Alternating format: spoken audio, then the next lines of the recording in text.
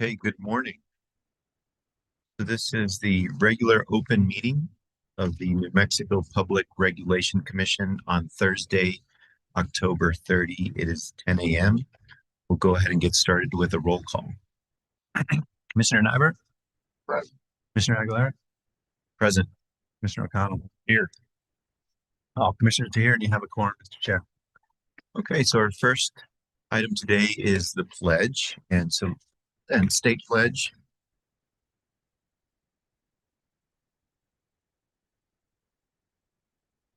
I pledge allegiance to the flag of the United States of America, to the republic for which it stands, a nation, under God, indivisible, with liberty and justice for all.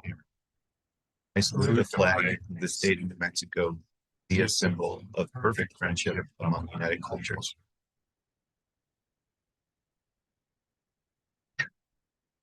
Thank you, and thank you for this digital flags as well. Commissioners, we have an agenda before us. Are there any suggested changes to the agenda? Mr. Chair, I believe we need to remove item number 6. That is case number 23-00046-UT, as that matter has been resolved. And Mr. Fisk would like to say something.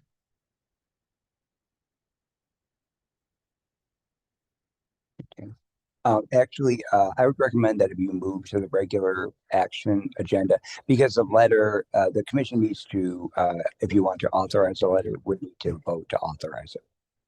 Okay, so there was a bench request, and the response to the bench request and that docket came in a couple of days ago. And so we'll go ahead and move that item 6, to the regular agenda.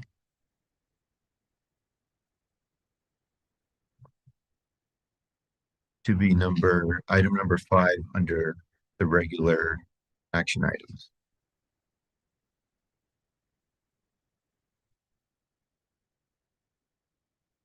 Are there any other suggested changes? Okay, well, with that, then I would move to approve the agenda as revised. I'll second. Commissioner Nyberg? Yes. Commissioner Aguilar? Yes. Commissioner O'Connell? Yes. The motion to approve the agenda as revised passes unanimously. Thank you. So now we're on to the announcements.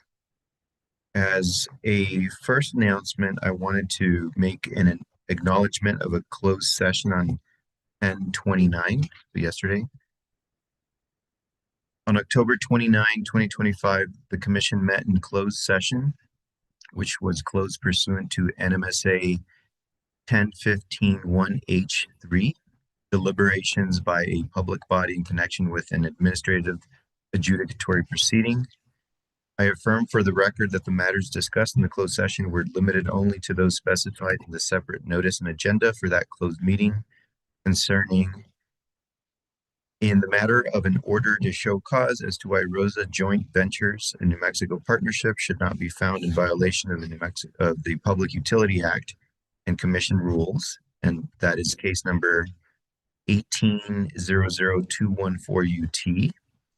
And also in the matter of the formal complaint of John Dustin against Rosa Joint Venture, and that is case number 19-00240 UT. So specifically deliberations regarding potential action at the open meeting today, October 30, 2025. I further affirm that no final actions were taken in the closed meeting. So thank you for bearing with me on that announcement. I have a couple of others. So there's going to be a public hearing next week on the New Mexico Gas Company's proposed acquisition by Bernard Capital Partners. That's docket number 2400266 UT. And so that public hearing starts on Monday, November 3rd, and will take several days. And also the hearing will be streamed on YouTube. There's also going to be a workshop on community solar rules on November 6th, and that's docket number 2400258 UT. So the commission will be hosting a workshop discussing proposed changes to the community solar rule. And that one also will be streamed, but that one will also be held hybrid here in person at the Roundhouse. Commissioners, those are the announcements that I had. Do you have any additional announcements? Yeah, I just wanted to make an announcement that's related to that next week, Commissioner Nybert and I are going to be at Southwest Power Pool on Monday, Tuesday. And so I am interested in the gas company merger hearing, but not going to be available to participate. So I'll be watching on YouTube as I can. I'll be reading the transcripts. So don't mistake my not being there for not being interested. And also I have utmost faith and confidence hearing examiners for that. So I've talked to them. We've talked about the issues that we are seeing. Don't have any ideas about what the resolution of those issues will be. The hearing has to happen.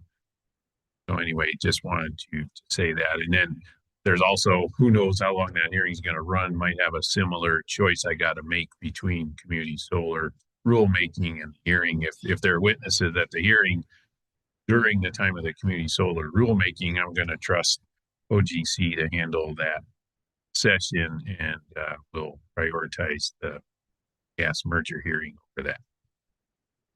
So anyway, thanks for the opportunity to weigh in. And Mr. Chair, we did have a robust discussion with the public last 2 days ago in Albuquerque, following up on the gas company merger. General Counsel's office, do you have any announcements? I don't, Mr. Chair. Thank you. Thank you. Okay, so the next item is public comment. Is there anybody in person who would like to provide public comment?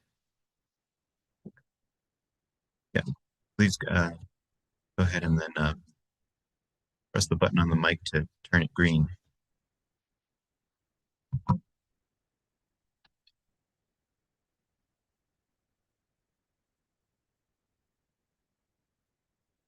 Good morning, Chairman Aguilera, Commissioners O'Connell, Commissioner Nybert. My name is Jim Dave Chardin. I'm the Executive Director of the Renewable Energy Industries Association of New Mexico. We're also known as REIA-NM. First of all, I'm here to commend the Commission for hosting and coordinating a series of community solar workshops that were just referenced, starting last spring and ending in August. The topics range from solar bill credit, subsidization, project scoring, cost sharing, consolidated billing, consumer protection, and others. Members of REIA-NM were active participants and contributors. We're also looking forward very much to the final workshop next Thursday. We're proud and thankful to be part of the process. Recently, Energy, Minerals, and Natural Resources Department and the Coalition for Community Solar Access and others petitioned the Commission requesting a variance from the initial cap of 200 megawatts to allow an additional 100 megawatts of wait-listed projects to proceed to the queue of selected projects in phase one. It should be noted that REIA-NM did not sign on to this petition. I want to make sure that it's known that REIA-NM strongly supports efforts to advance the community solar program in New Mexico and best enable qualified projects to proceed as quickly as possible so that they can take advantage of the investment tax credit and other federal incentives. While we did not sign on to the petition, we urge the Commission to, as best as possible, implement all available resources so that we can expedite phase one and phase two projects so that they can take advantage of the investment tax credit and other federal incentives and help to ensure the success of the program. We look forward to working with the Commission on these efforts. Thank you very much.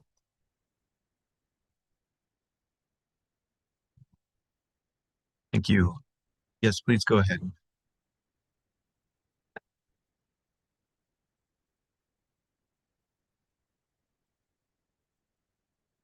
So you can go ahead and step up to the mic and provide public comment on that if you would like. Yeah, but no, that's not an item that we're taking up today.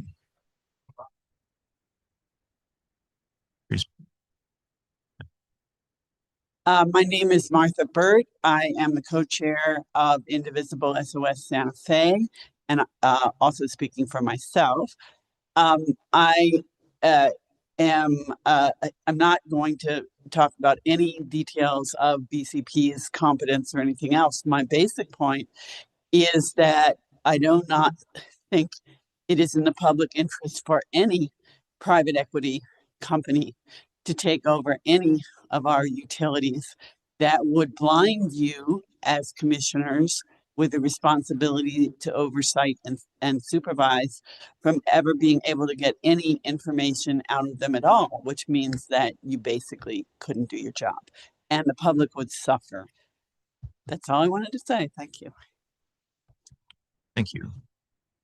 We have another public comment in person. Please go ahead.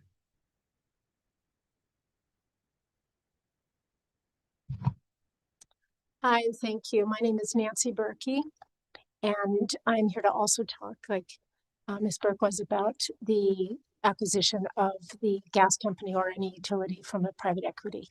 I am not an energy engineer, or am I an expert on utilities. I'm a physician and a homeowner here in New Mexico. But it was a quick study because 8 years ago in California, I lost my home and all my belongings to a wildfire. My home was one of 6,000 structures completely incinerated.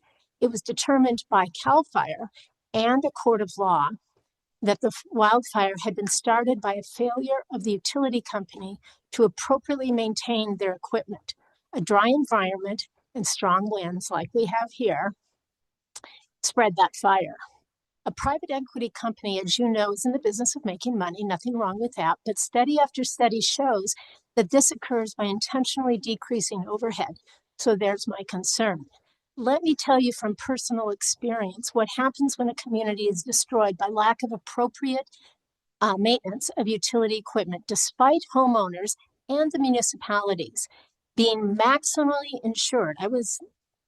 Believe me, maximally insured by reputable companies. The costs of labor and materials rise far above those policies when so much is lost. Labor materials just goes through the roof. When a public-owned utility is at fault for such a serious accident, they are held accountable in a way that a private equity company has insulated itself from. And when our California public utility was held accountable, it didn't completely abolish the financial impact, but it came much, much closer. The courts allowed it $13.5 billion in a trust in our settlement that attempted to cover the cost that was between the insurance and the real costs. We will be receiving now, this year, the last of those payouts, and it will come to about 77% of the loss. Not perfect, but much better than where we were at. And not just for homeowners. We lost, as I said, 6,000 structures. Only half of those were homes. The others were businesses, public property, schools, libraries, municipal buildings. They were also lost and could have enormously cost the communities to replace what was beyond the insurance. Accountability is crucial.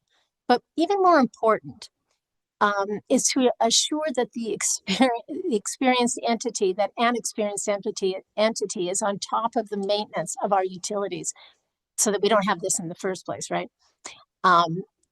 Especially in a dry and windy environment. So I'm here to say that it is your responsibility to not allow the communities in our state to be subject to dangers of utilities owned by a private equity company.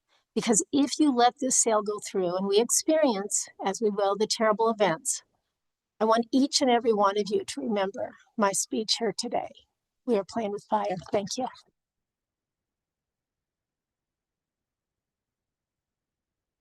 Thank you for your comment. Is there anybody else in person who would like to provide public comment? Okay, Patrick, do we have anybody online? Yes, Mr. Chair, we do have one person online. Rickenbach, go ahead with your comment. Hi, thank you. My name is Rick Ann Bach. I'm a citizen here in Santa Fe, also a homeowner. I want to thank you for the opportunity to speak to your commission. As an appointed body, I think it's really important that you do hear from the public directly, and I appreciate the opportunity. I have three main, I believe there are three legs in our society. There's the people, businesses, and government. Businesses have one main purpose, and that's to make money, and that's all well and good. A private equity has an extended, larger desire to make money and fewer regulations on them. I thank Nancy for her comments, personal comments about her home and her loss in California. It's really important for that to be heard. The government's leg of our society, the main job of the government is to protect the people. And as an appointed body, I do believe that that is your main concern here. I would urge you to look very closely and oppose any takeover of any of our public utilities by public equity businesses in particular. I thank you for your time.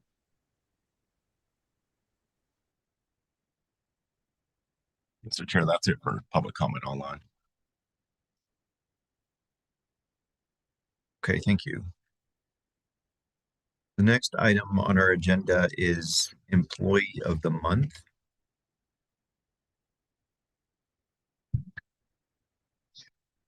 Thank you, Mr. Chair. I've got the pleasure this month of recognizing Josie Schulten as NMPRC Employee of the Month.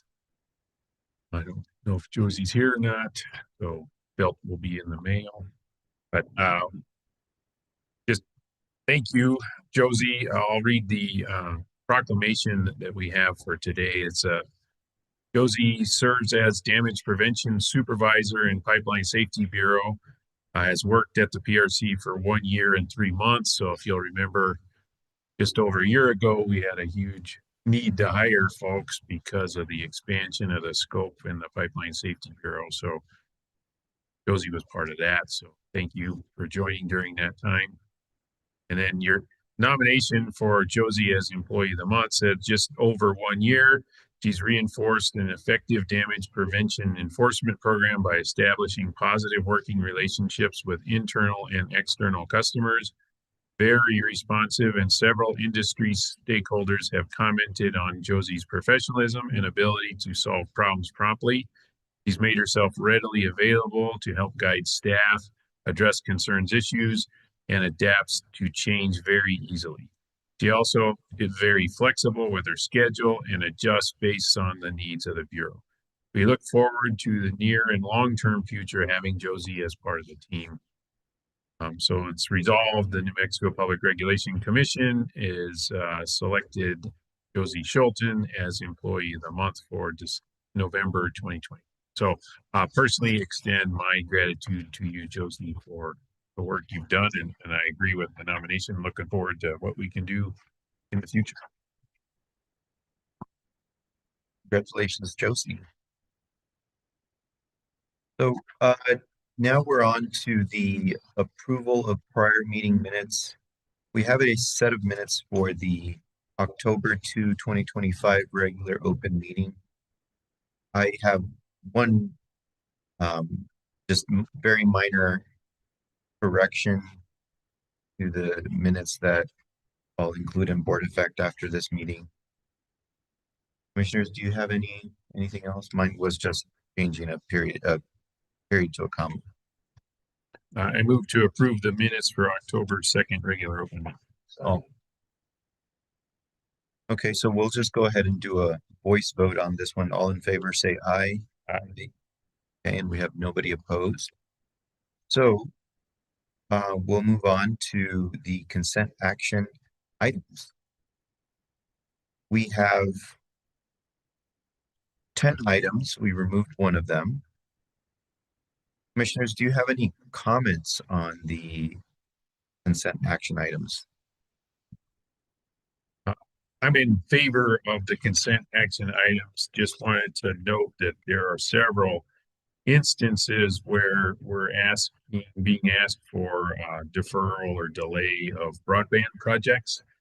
And so I understand again why the order that's been proposed for today is what it is, but I've been working with OGC and I spoke to the broadband division at our coffee with the commissioners on Tuesday. And I just kind of want to understand what our role is in managing the fund and what our ability to say, hey, these projects aren't getting built so that we can end them. And then my real concern is there's just money being held for projects that may never get built. So anyway, I'm going to request that instead of just somebody talking to each of us individually, get a presentation at a future open meeting so we can be on the same page on just mechanics of turnover of projects. Because when we approve projects, we want them to get built.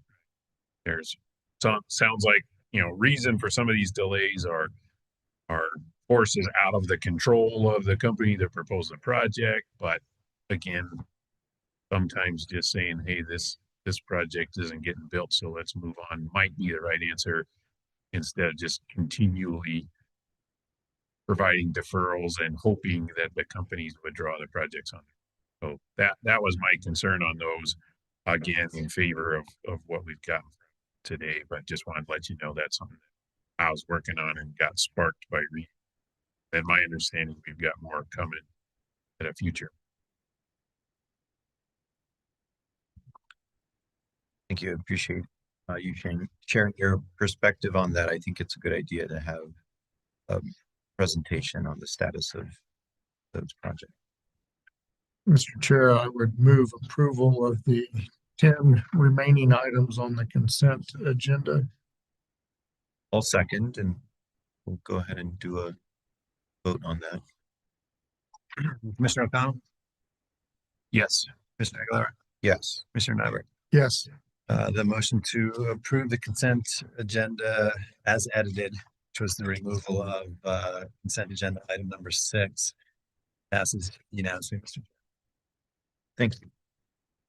So with that, we could move on to our regular action items. The first item is docket number 18214, and we have Mr. Russell Fisk to present this item. Thank you, Mr. Chairman, Commissioner. We had a discussion at yesterday's closed meeting. I'll just tee this up and turn it over to the Commission for questions. This, of course, involves the order to show cause case against Rosa Joint Venture. And the proposed order would authorize the Commission's Chief of Staff's office to take any and all actions that are allowed under applicable law and regulations to resolve this matter. And with that, I will turn it over to the Commission for questions. Commissioners, do you have any questions or comments for Mr. Fisk? Mr. Chair, not any questions, but I'm pleased to see that this matter is finally coming to a head and seems to be moving on. It's been in this office for a long time, and people are still being impacted by the lack of service. And we're seeing that elsewhere in the state. We're having to deal with it elsewhere in the state, and these issues are probably going to continue to come before us. And so I'm hopeful that maybe we can use this experience as maybe gain some knowledge from it so that we don't have other people waiting 6 or 7 years for getting issues addressed. And so I guess the order that is before us is to instruct our Chief of Staff's office to move this thing forward through any legal means that are available to us. And sure that the people who are customers of that utility will be pleased to see that there's some advancement on the issues that have been in this office for 6 or 7 years. So thank you, Mr. Fisk, for bringing that to us. Thank you. And Yeah, I was just gonna say what Commissioner Nyberg finished with is thank you for bringing this forward, Mr. Fisk, and I am wholeheartedly in agreement with let's bring this to a conclusion that is good for the folks that are drinking the water from that utility. you stole the words right out of my mouth. I also was going to say that I'm wholeheartedly in agreement and so support this order. So thank you for bringing it before us. Okay, so Mr. Fisk, you're also on this next item, 19-00240. Oh, we need a vote on the prior item. Yeah, thank you.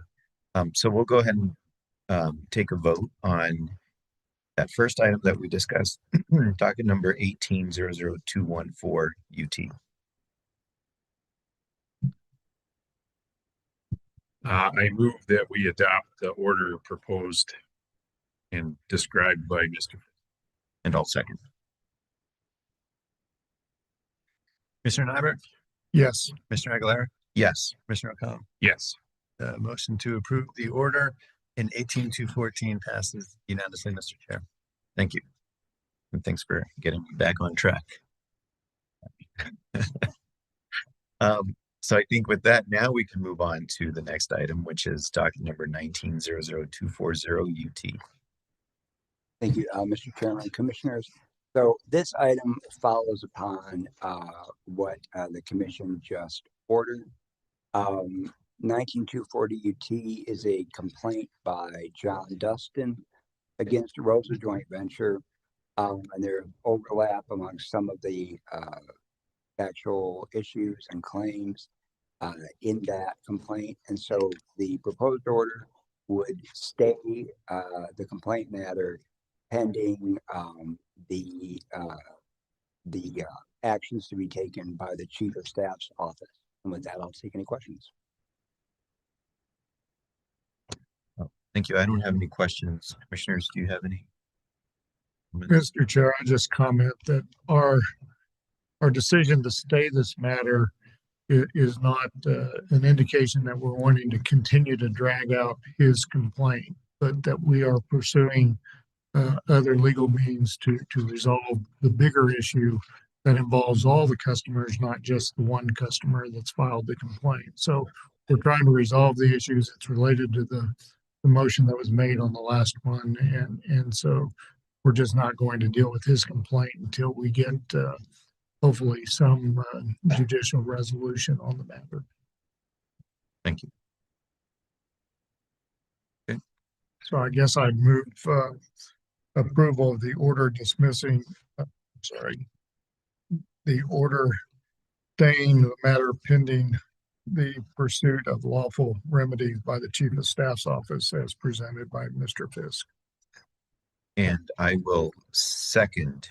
Do we have any discussion, any further discussion on that? I'll just say thank you for that clarification, Commissioner Nyberg. It's an important point. We have a motion and a second. Take a vote.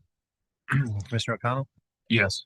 Aguilera, Yes. Commissioner Nyberg. Yes, The motion to approve the order in 19240 UT passes unanimously. Okay, so next we have docket number 2545 UT, also Mr. Fisk. Turn it over to you. Thank you. Mr. Chairman, Commissioners, this is in the matter of EPE's petition for either clarification of the applicability of the current IRP rule, which was amended in 2022, as opposed to the prior version of the IRP rule. In this petition, EPE had asked the Commission whether an RFP that it planned to issue in July of this year would be subject to the requirements of the amended rule, specifically sections 12 and 14, which added requirements for surrounding RFPs, including the use of an independent monitor.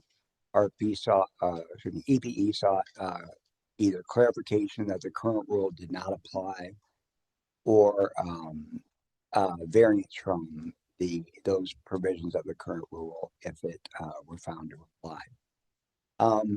I provided you with an order, proposed order a couple of weeks ago that would dismiss the petition as moot because EPE during the pendency of this matter didn't wait for an answer from the commission and went ahead with the RFP in July. So its petition, the relief it sought, is moot because they went forward. That proposed order would also include a finding that would essentially grant a clarification to the extent that it would make a finding that the current provisions of the IRP rule, specifically sections 12 and 14, did not apply to that RFP. There is an alternative order from Commissioner Aguilera that would also dismiss the petition as moot, but wouldn't make those findings about whether the current version of the IRP rule applied. Either version is acceptable to me, so it's up to the commission. And I'll take any questions. Yeah, and I could just provide more context as to the alternative order that I provided, which would dismiss the petition as moot and not provide the clarification that El Paso was requesting. And I think there's a procedural reason for that, and also a more substantive reason for that I don't think we need to reach if we don't answer the request. But it seems to me that if El Paso has gone ahead and issued the RFP and we're dismissing the petition as moot, I don't see why we would also answer their question. And then we can, if the commissioners disagree and do want to provide the clarification, then I think that would be another matter to discuss. But so the proposal that I provided is similar to what our general counsel's office has provided, except does not provide the clarification, only dismisses as moot. Yeah, I'll just say that my memory of the discussion when this came up at the open meeting was I agreed that why are we being asked to answer this question? So I support the alternate motion that declares it moot because time has rendered the question useless. Mr. Chair, I would disagree. I think that one thing that we ought to do is to provide some clarity, and the real issue is whether or not there's a retroactive effect of a rule, and whether or not El Paso Electric should then have to comply with that rule. And I think they're wanting some clarity on that issue. And I think since the rule does not reflect whether we intended it to be retroactive or not, we have to provide that clarity in this order so that not only El Paso Electric, but the other utilities would know that when they submit their RFPs, which set of rules they have to comply with. Is it the one that was in effect when they were doing it, or is it the one that's in effect at the time that the RFP is drafted? And so I think the clarity portion is probably the most important aspect of what this commission can do for the utilities. And so I prefer the original order. And my other concern is that the alternate order kind of goes back 2 weeks and digs up some old stuff that about the actions of El Paso Electric. And I certainly don't like that portion being brought up again. So for my 2 cents, I would certainly advocate for the first order that doesn't get into those issues. It provides clarity so all the utilities would understand how we're interpreting that rule as they move forward. Thank you. The request for clarity here, El Paso is basing it on the fact that their next IRP had not commenced yet. It has at this point. And for the other utilities, their IRPs have commenced as well. So this is not a situation that's ever going to come up again. So I don't see why we would need to provide clarity in a situation that just cannot happen as presented in this case. Because we can always, and we have been changing our rules, and this provides clarity as to which set of rules you're under. So if we change the current rule, we have some precedent that it's the rule that's in effect at the time that they had their the IRP.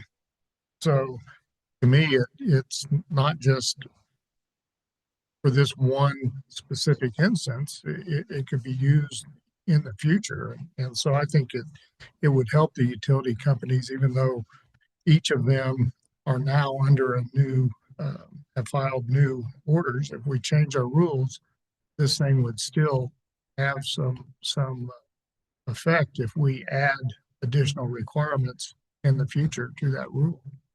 So, I think that's important. And the other aspect, I'm sure El Paso Electric wants to make sure that it's not going to get penalized for not complying with the current rules, which was pointed out in the alternate. Well, it's not pointed out, but some inference there because we allude to what we did 2 weeks ago. Yeah, and again, these circumstances are very unique. They're very specific to the situation. I just don't see how this would come up again and how a clarification would be useful. And if the references to using these circumstances to clarify some other situation, I would disagree with that. I think that we should, if we're dealing with a different rule, for example, why would we use the precedent from this rule? With respect to the paragraphs here, bringing up, I guess, old stuff, that was not the intent. The intent was only to provide a factual background of what happened. So I'm certainly open to revise that and make it more brief and just more factual. Honestly, I did not really focus on all of the words in paragraphs 10, 11, and 12. So I would definitely be open to shortening that. And I don't think this order says anything about any further action or penalties with respect to the RFP. I was not coming away with that inference.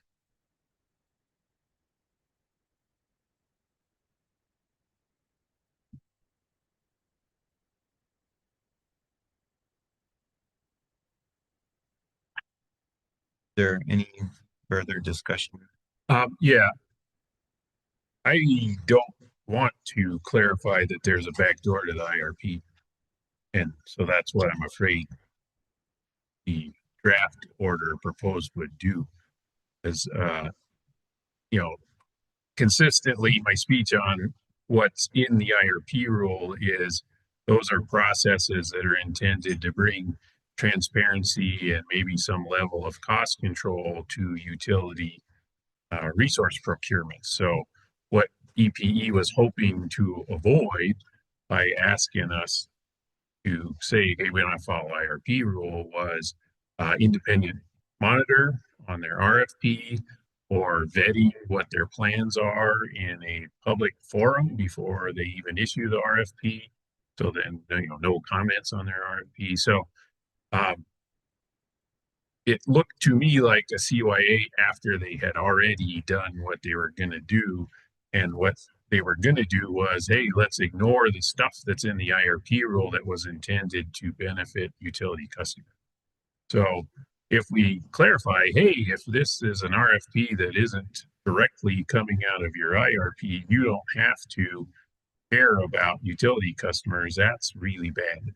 So that's why I preferred the previous one that just declared it as moot, because world has happened. I don't want to create an incentive going forward for utilities to go around the IRP.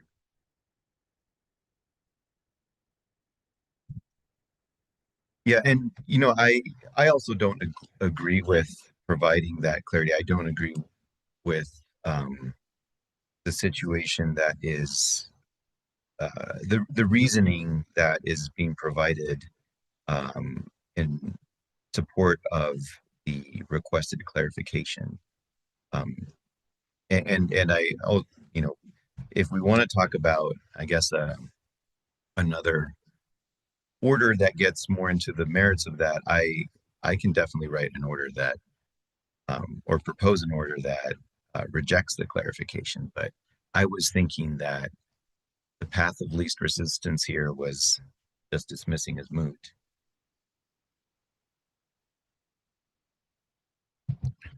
Well, again, it really gets back to how we view the integrated resource plan. It's a document, it's a plan, it's prepared under current set of rules. And then the implementation of that plan, what we're saying, if the rules change, you're going to have to change your procedures to implement that plan. And maybe the plan would have been different if the rules were different. And so I think what the first order does is clarify that when you do the plan, you're under this set of rules that are known at that time, and you're going to be able to carry out that plan, knowing what those rules were, not having to worry about the commission putting new rules, requirements that may have altered the plan from the beginning. So maybe the plan is not what I think it is. Maybe the plan is not a blueprint, but it seems to me that the first order provided some clarity that the utilities could count on implementation of a plan under a set of rules that were then known at the time that they filed their plan with us. And I think that's important. Okay.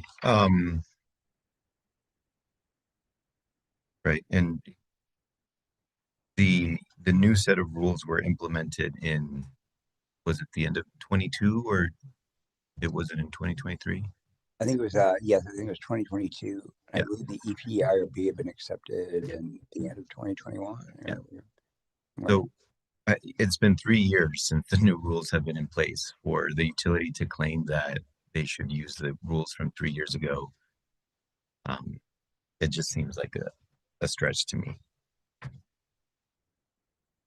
I'm happy to continue the conversation, But those were the rules that were in effect when they did the plan. You do a plan based upon the laws and regulations at the time that you're doing the plan. And yeah, things can change, but I suspect, I didn't go back and read the rule, but I suspect the reason why this is even before us is because we did not clarify in the rulemaking whether or not there was a retroactive effect.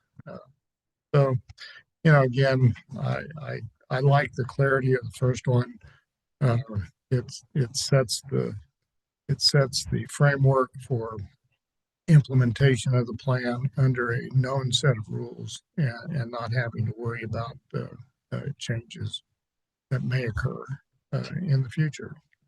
Maybe it'll never happen again. Maybe we'll never change our rules, but that likelihood is not great. okay. The prior rule was for a 3-year plan, and they originally filed in 2021. So they're coming in 4 years after that, after one year beyond the 3-year plan. So it seems like, maybe there's just a disagreement here. I don't know how much more productive we would be if we kept going in circles. I think in the interest of having had a good conversation about it, I would move to adopt the alternate order provided for docket 250045 UT. And wait to see if there's a second, and then we can discuss further as well. Yeah, I'll second that. Is there any further discussion?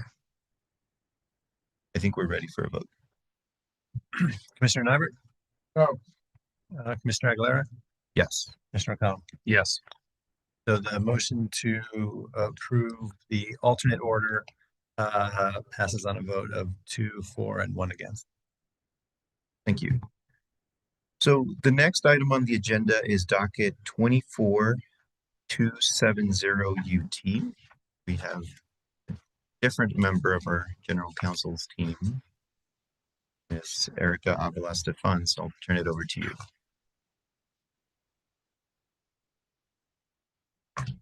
Good morning, Chairman, Commissioner, and I have a little bit of background to, for those following along at home.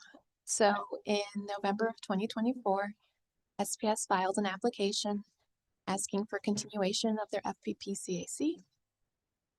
In addition to continuation of their fuel clause, they asked to pass certain tax credits and costs through the fuel clause, and they proposed off-system sales margin sharing framework. And the commission assigned a hearing examiner to preside over the matter. There were several interveners in this case, including New Mexico Large Customer Group, Occidental Permian, NMPRC, and various other interveners. And all the interveners, all the parties except for staff and CCAE entered into a stipulation that resolved all of the issues in the application. CCAE took no position on the stipulation and provided no testimony, but staff opposed the stipulation. A hearing was held on the stipulation, and ultimately the hearing examiner issued a certification of stipulation recommending that the commission approve the stipulation. And the staff filed 2 exceptions to that certification. In the first exception, staff argued that it was not permitted to lay the foundation to relevant evidence. And the second exception, staff argued that the certification improperly endorsed passing production tax credits and transfer costs through the FPPAC simply to avoid regulatory lag. Now, the order before the commission approves the stipulation, rejecting staff's exceptions. As to the first exception, the order states that upon review of the transcripts, it looks like staff was given an opportunity to present the evidence. But even if staff had been prohibited, that would be a harmless error because staff's substantive position on the stipulation was admitted into the record. And as to the second exception, the order explains that the certification doesn't accept the terms of the stipulation simply to avoid regulatory lag, but endorses the terms because it provides a balanced treatment of costs and credits, and establishes reasonable parameters for those costs and credits. And I will stand for questions. Do you have any questions or comments? I don't have any questions. You did have some comments on this. And it's just related to, I think this case is a great example of the kind of improvements we're trying to make as an organization that works together in pursuit of public interest. Start with hearing examiners. Thank you. I think you did a great job on that. And then utility division staff, this is a great example of what I've been encouraging staff to do, which is take a position in favor of public interest. And so staff testimony here did that, which was fuel clause should only have fuel in it. And that is a great guiding principle. It's important. And then it's funny because that was the right thing to do.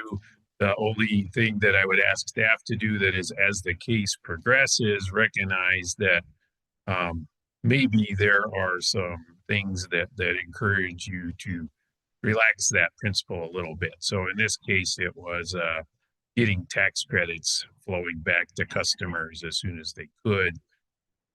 The tax credits are related to the kind of things that are in the fuel clause. So that's why I agreed with hearing examiner's recommended decision. So yes, take a stand that's in the public interest. Thank you very much for doing that, but also stick through the case and put yourself in a commissioner's shoes. And if you've got something that is reasonable, even if it bends your principle a little bit, reasonables really are standard. So start with the principle, land on reason. And again, thank you to hearing examiner and particularly Peterson Brossi. That was the kind of courage and spine that we're looking for out of utility division. Thank you. Yeah, I would go those thoughts, and while it may be an unusual way to get the tax credits back to the customers, it's certainly a quicker method of getting that to them. So appreciate the work that was done.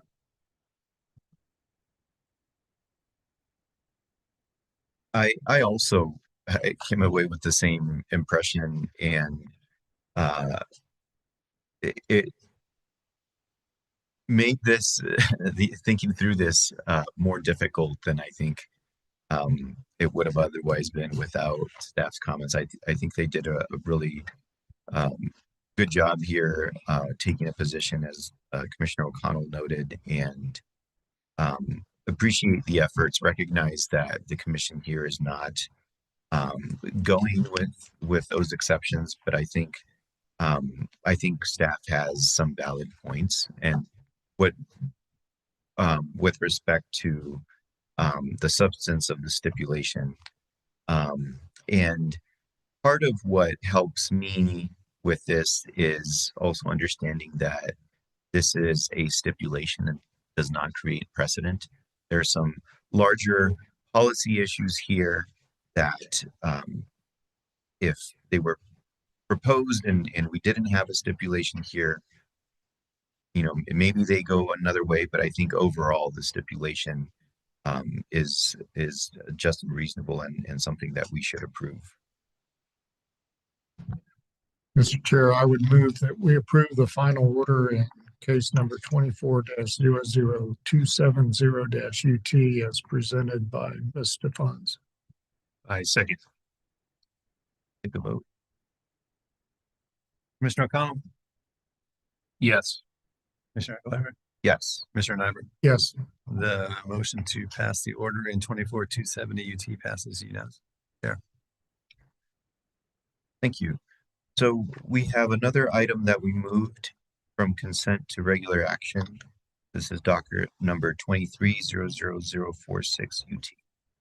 Fisk. Thank you, Mr. Chairman, Commissioners. So in September, in August, the commission ordered that EPE contract with PricewaterhouseCoopers to perform an independent audit of the certain aspects of the fuel clause of limited scope. In September, the EPE filed the audit procedures that Pricewaterhouse provided to EPE. And on October 10th, the commission issued an order directing staff to review those audit procedures, and staff responded to that order, recommending that the commission require EPE to instruct Pricewaterhouse to supplement the procedure because it appeared to staff that the procedures did not completely address one of the services to be performed that were ordered by the commission concerning the remedial efforts that have been made by EPE with regard to the billing error that occurred in 2023. On October 27th, the commission issued a bench request to EPE asking if they would be willing to if they agree first, if they agree with the staff's recommendations, and then asking if they did, would they instruct PricewaterhouseCoopers to make the changes recommended by staff. EPE responded that they had reached out in response after receiving that bench request. They had reached out to PricewaterhouseCoopers and had found that some of the changes to the auditing procedures could be made, but PricewaterhouseCoopers responded that they could not, that they would not under the proposal that they had made to EPE perform an evaluation of the effectiveness of the remedial efforts because we call that a subjective evaluation, and their audit is limited to an objective review. So EPE, in its response to the bench request, proposed that instead of having Pricewaterhouse provide the evaluation, that EPE would basically supplement Pricewaterhouse's audit report to include EPE's evaluation based on the objective information provided by Pricewaterhouse. There are two things in the record. There's an order that I prepared a couple of weeks ago, and there's a letter. There'll be an alternative to that order, which I recommend, as proposed by Commissioner Aguilera. There would just be a brief letter that would request that EPE do exactly what EPE proposed in its response. The commission did receive either late yesterday or early this morning a joint response to EPE's response to the bench request from City of Las Cruces and Mary Lee Souls, characterizing EPE's response to the bench request as a request to change the scope of the audit or the instructions for the audit or the services to be provided. I disagree. EPE simply made it clear that something that was asked for, namely subjective evaluation, was something that Pricewaterhouse wouldn't do, and proposed a reasonable solution. So I recommend that the commission issue a letter, which would be signed by the chairman, requesting that EPE simply do what it proposes to be done. And with that, I will take any questions. Thank you. So I had issued the initial order asking staff to review the proposal that had come before us, and realized after rereading it, after it was issued, that I suggested in the bench request that it appeared that the protocols did not meet what the commission had requested, and I should have been more neutral. I think that, you know, I wanted to hear from staff, but I think I included a leading question, and so I'll be more careful about that because I don't want to lead staff to provide the response that I'm looking for. I would rather have their honest opinion. So just want to recognize that. And, you know, as to the response that El Paso came in with, I think they're providing a reasonable path forward. You know, not necessarily fully in agreement with the response they received from the consultant here, but I think that in El Paso's reaction to that is reasonable, and I appreciate their willingness to work productively here. Mr. Chair, this is one of those no good deed goes unpunished. And I've learned a little bit the past few days on this. When I first saw the matter on the consent agenda, it looked to me like this could have been resolved very easily. Now, we in Office of General Counsel can't pick up the phone and call a party because the ex parte rules. But it seemed to me that a call from from staff to El Paso Electric clarifying those issues could have been done, and it seemed to me that a reasonable utility would say, "Oh, okay, be no big deal."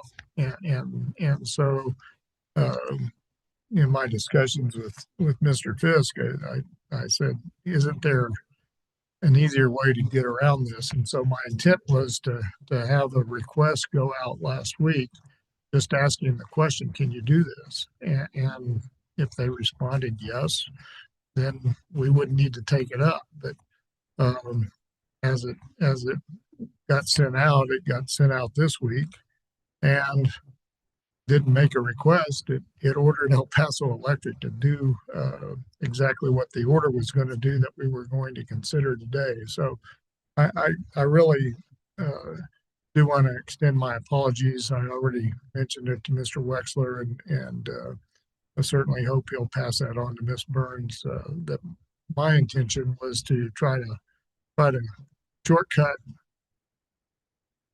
the proceedings a little bit, and because I can't imagine anybody would have reacted negatively to that request, and it could have been resolved much easier. Probably should have been resolved weeks ago. But anyway, here we are. El Paso Electric has responded positively as we suspected, and so before us is a letter to be signed by the chair of the commission, reflecting that we appreciate their willingness to instruct Price Waterhouse to do the things that staff pointed out in its objections. So I think we have a resolution. I'm just sorry I kind of muddied the waters a little bit. It was not my intent to do so with that bench request, but it ended up muddying the waters a little bit. So I apologize to the commission. I apologize to El Paso Electric for the way that thing unfolded. Unfortunately, we're unable to just simply pick up the phone and get things resolved easily at this level. We have to go through the procedures that's as we're required. So anyway, lesson learned on my part, and I'll keep that in the back of my mind as we move forward. Thank you. Yeah, I'll say yes to what both commissioners have said so far. I think where we're at for resolution is the right place. I agree. It's weird that resolution was required because my honest opinion was why you hiring PwC to check addition. So if you're going to hire PwC, you should ask them to do what it is that they can do. So just the fact that EPE started off with, we're going to hire an accounting firm just to check pluses and minuses, should have told EPE something's a little amiss here. So should have picked up the phone, should have asked for clarification before we got to this point. But what happened is what happened, and here we are. And I agree that we've landed in a good spot with lots of learning along the way. So we have a letter, not an order. Mr. Fisk, are you looking for action here that we should vote on? Yes, I think it would be a good idea for the commission to vote to authorize you, Mr. Chairman, to send out this letter on behalf of the commission. Mr. Chair, I'll make that motion to authorize you to send out the letter that's been prepared by Mr. Fisk. I'll second. Take a vote then. Commissioner Nyberg, Yes. Commissioner Aguilar, Yes. O'Connell. Yes. The motion to approve The letter in lieu of the order passes unanimously, Mr. Chair. Thank you. So now we're on to the discussion and potential action section of our agenda. The first item on here is docket 2566 UT. It's the application by SPS, and we have Mr. Robert Lundeen to present this item.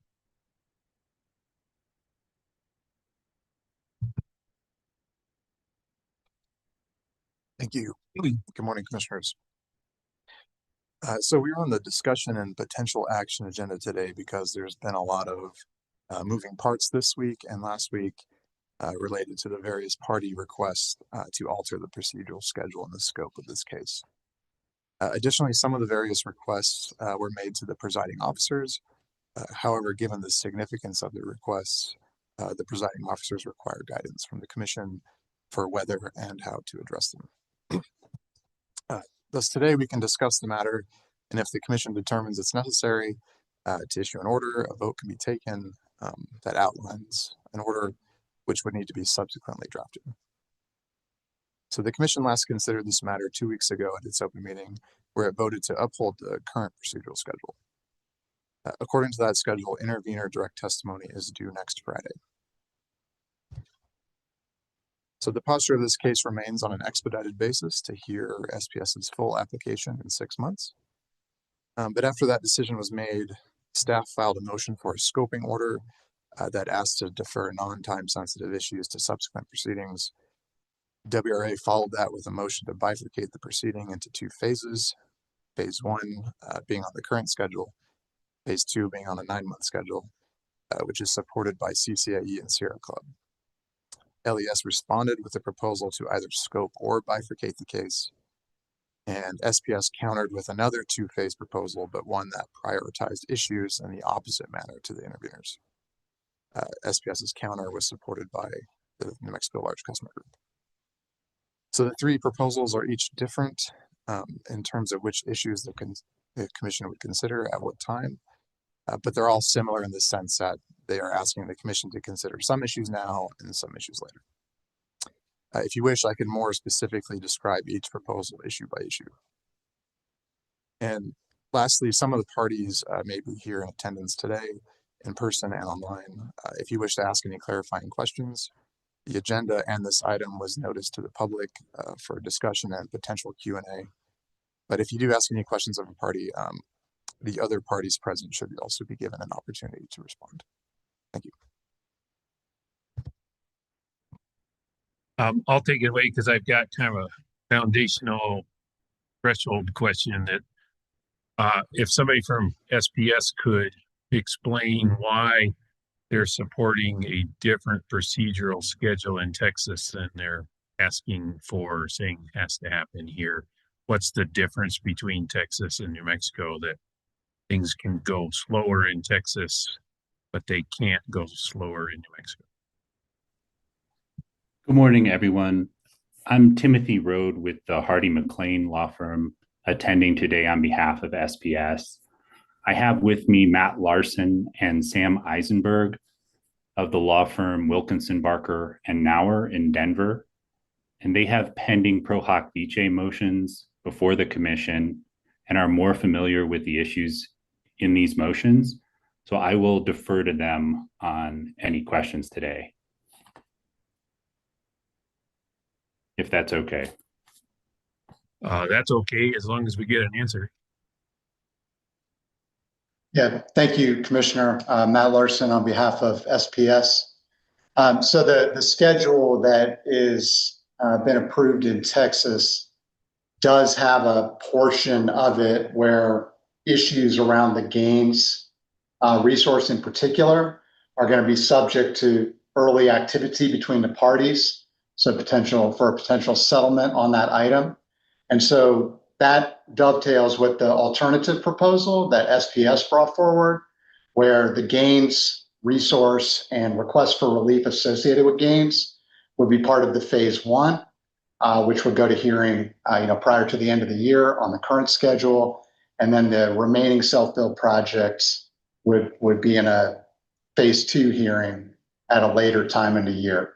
So that's kind of the way that the alternative proposal set forth in SPS's response, relates with the structure that is moving forward in Texas.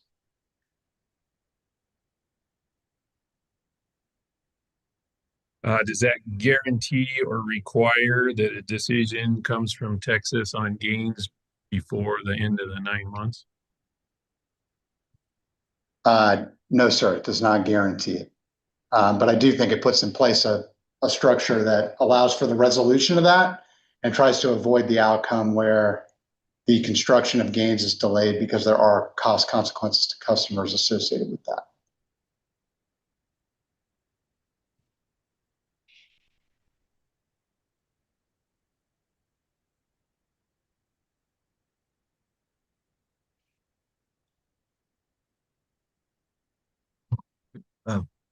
Mr. Lundin, you mentioned something about allowing other parties to respond as well. How should we do that? Well, I believe staff and WRA are in the room. And then there's potentially more online. I know LES is online, so you could just open the floor to whoever wants to volunteer. If they do, it's your call, Chair. Okay, well, it looks like we do have a brief response. Yeah, you can go ahead and step up to the microphone. Good morning, Commission. I'm Annalyn Weller, Senior Policy Advisor for WRA. And just in quick response to that, I do see the parallel that SPS is drawing in their proposed December 12th settlement conference in Texas on the Gaines plant. But a settlement conference is a settlement conference, not a commission order. So I feel as if the risk that the company is willing to take in Texas, that settlement might not go well or it might not fully resolve, and that they will have what looks like a schedule that finishes in June of next year in Texas, should probably be paralleled by a schedule in New Mexico that deals with a similar amount of time, settlement or no settlement. Might be a settlement here. We don't know. That's all. We'll go ahead and it looks like maybe CCAE or another party might have a response as well, potentially, just providing the opportunity if you would like to go ahead.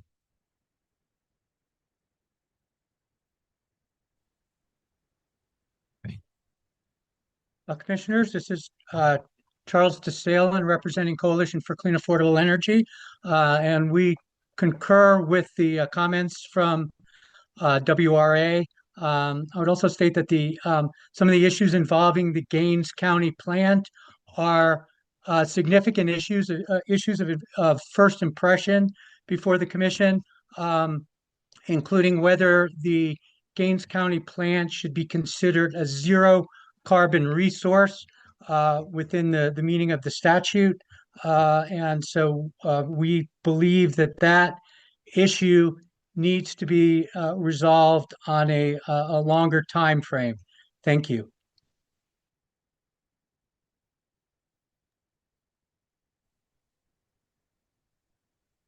Commissioners, Yeah. I'm sorry, this is Joan Drake, representing Louisiana Energy Services. May I have a moment?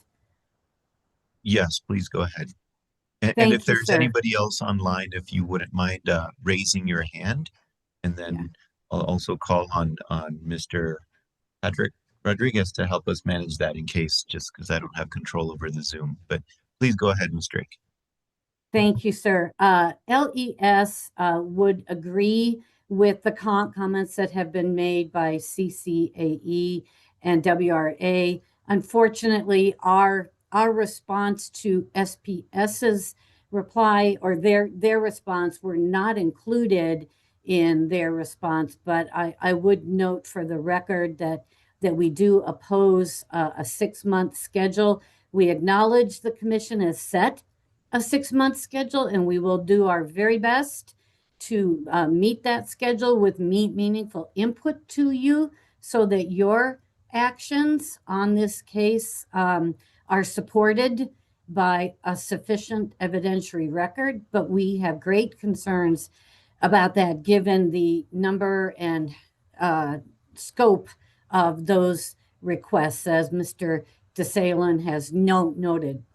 Also, in light of the fact that we have $10 billion, billion with a B, costs at stake here, that makes all of us SPS customers who are going to be facing having to pay for those costs. It makes us sit up, take no notice, and do what we can to give you all a meaningful record to make your decision. With respect to a 6-month or 9-month schedule, we still support a 9-month schedule for all of the requests. They're not routine. They deserve to be heard in a 9-month schedule. However, if you decide to stick with your 6-month schedule, we would support WRA's suggestion to bifurcate the issues so that the tax credit eligible resources could be decided upon in a 6-month schedule to help SPS make sure it can safe harbor those tax credits so that customers can benefit from those cost savings. We don't agree, for the reasons that have been stated already, to put the Gaines gas plant requests on a 6-month schedule. We oppose that at this point. We would also note that we support WRA's suggestion that if the 6-month schedule is retained, that you consider and extend the timeframe for submittal of direct testimony for 4 to 6 weeks to mid-December to allow us all to continue our rapid fire discovery that we are in right now. Thank you very much for allowing me to speak.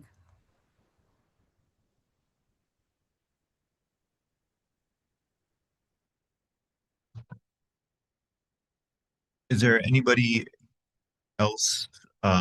And I do see Mr. Larson has his hand up, but anybody else who would like to respond to Mr. Larson? And then, oh, we have two, and then we'll go to you, Mr. Larson. Thank you.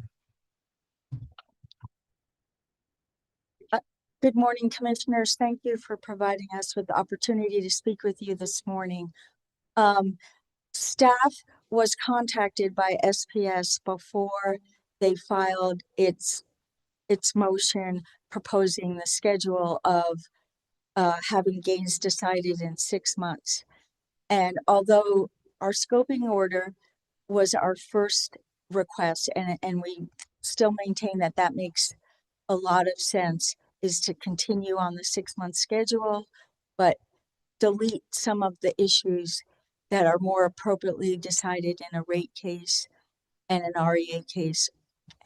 And in particular, regarding the zero carbon matter, that could potentially be decided in a rulemaking that involved all the IOUs, since it has impact upon all of them, and the other two are not participants in this case.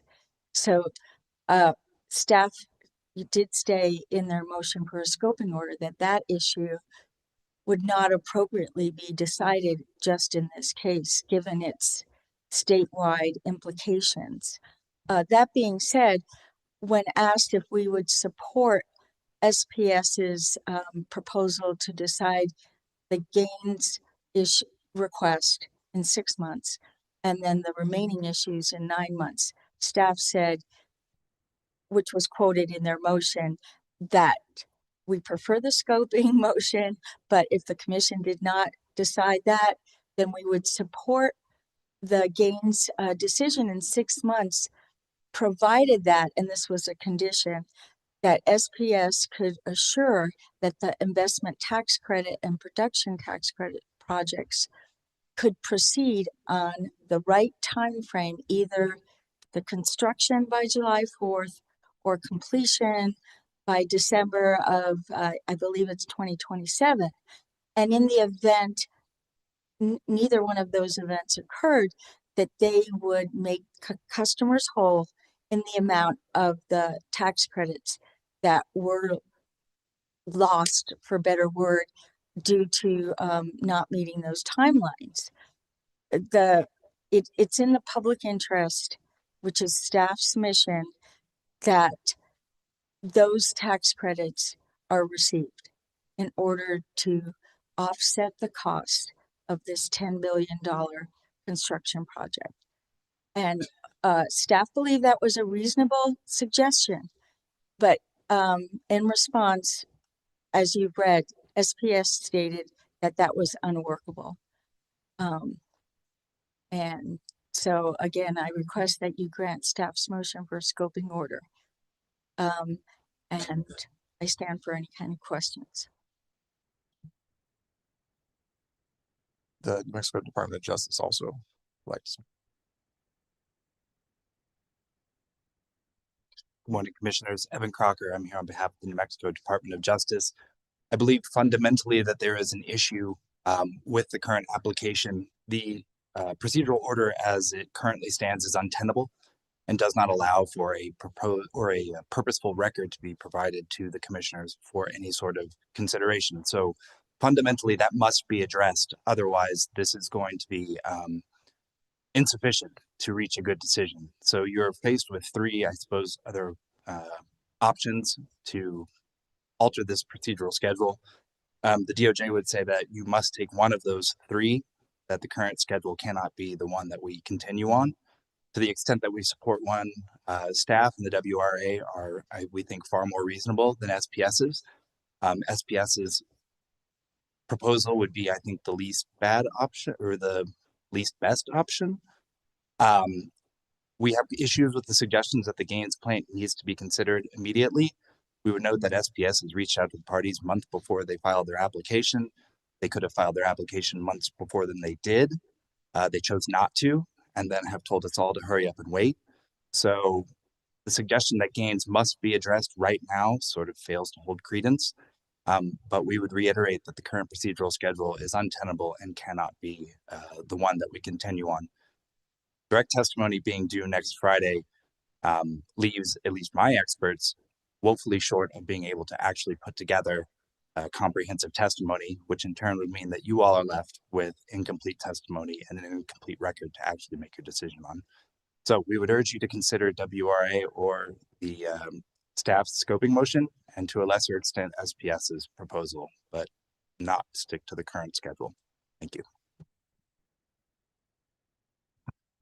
Okay, thank you. And I'll turn to SPS, but also wanted to ask a question, if you could please respond as you're responding.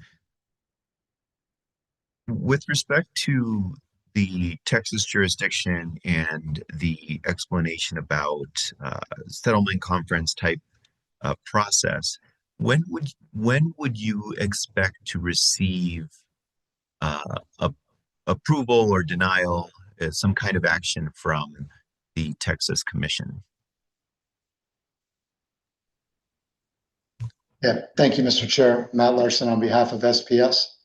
In the event that a resolution was reached with respect to the Gaines County resource, and I believe that that date is approximately, it's in the first couple of weeks of December, where the kind of fast tracking of that particular resource is going to be, discussed for settlement and potentially resolution by parties there.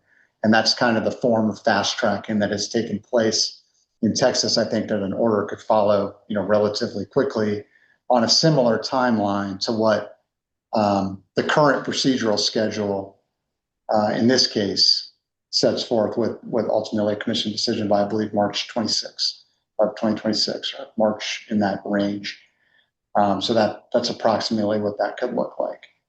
And I do have a couple of brief responses to some of the things that were said, if I could have leave to do that. Yeah, please go ahead. Yeah, so thank you. So SPS continues to believe, we started this proceeding with a motion requesting a 6-month schedule. That was granted. There's a schedule in place around that particular structure. We continue to believe that that's an appropriate path forward. That the most time sensitivity remains with the Gaines County resource. And that was why, in the spirit of compromise, we tried to bring forward, our own phase 1, phase 2 to be responsive to particularly paragraph 21 of the commission's order that was issued in the middle of October. So that was the genesis of that, but we continue to think that a 6-month schedule is most appropriate, but we can pivot to this other one if necessary. But there are consequences with respect to the cost of gains and the ability to do gains. And one of the reasons that we brought forward some of the other requests that have been discussed is to ensure that all of the requests for relief were in one place: the zero carbon resource designation, the 2045 exception to the extent that that's necessary. We wanted to ensure that the case was robust and comprehensive. There was also a comment made that seemed to suggest that there was some kind of delay in the filing of the case. I want to reinforce that there was a really extensive integrated resource planning process that preceded these projects. And portfolios were developed. There was some fluidity in some of the projects that were included within that portfolio, and we ultimately started bringing projects forward once the final preferred portfolio had become more solid. So that's part of the reason associated with the timing, and there was no kind of delay there, and I want to reinforce that for the commission.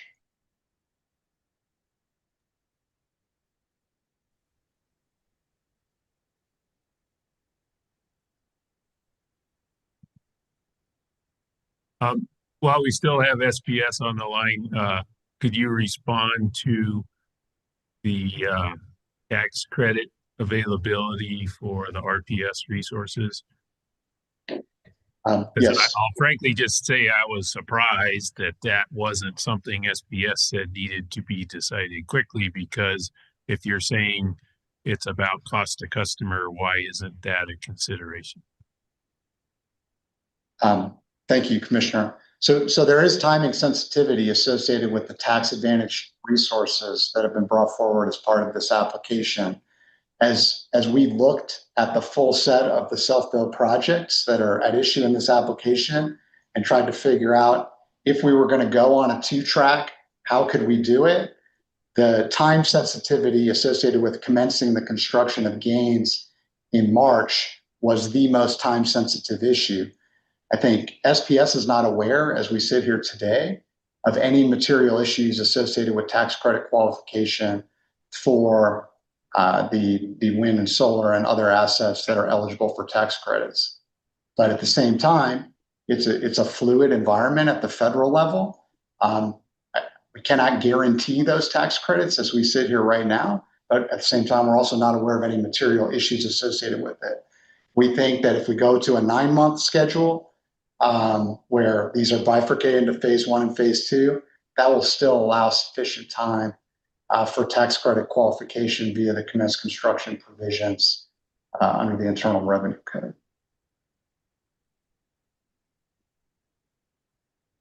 So I guess that still doesn't explain why, if you don't know the future, why you wouldn't want the tax credit eligible resources resolved quickly to avoid the risk of something changing.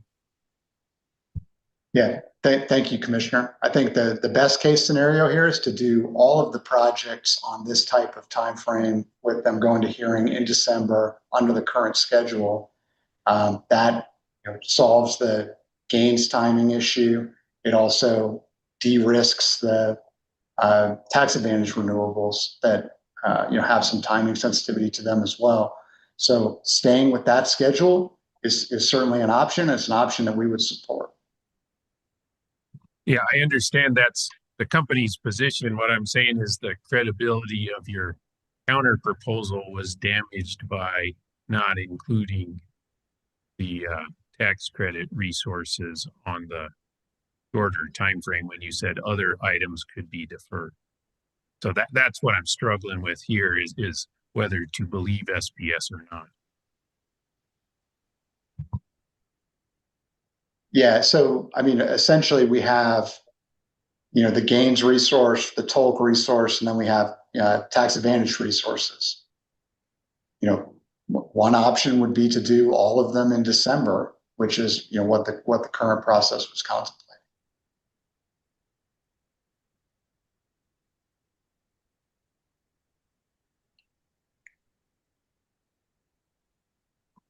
Okay, we have a response online, and I think maybe one in person.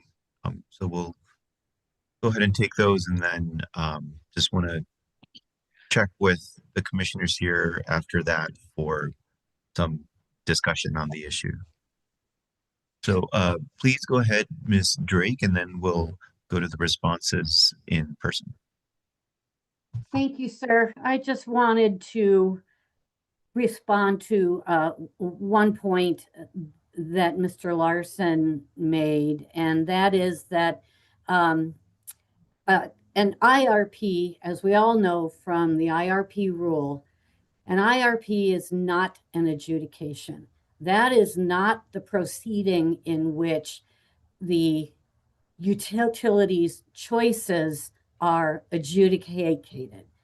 That is now in this proceeding. The IRP allows the utility to make its own choices, but it needs to defend those and vet them in a later procurement proceeding. That's where we are now. That's what we need to do now. Thank you.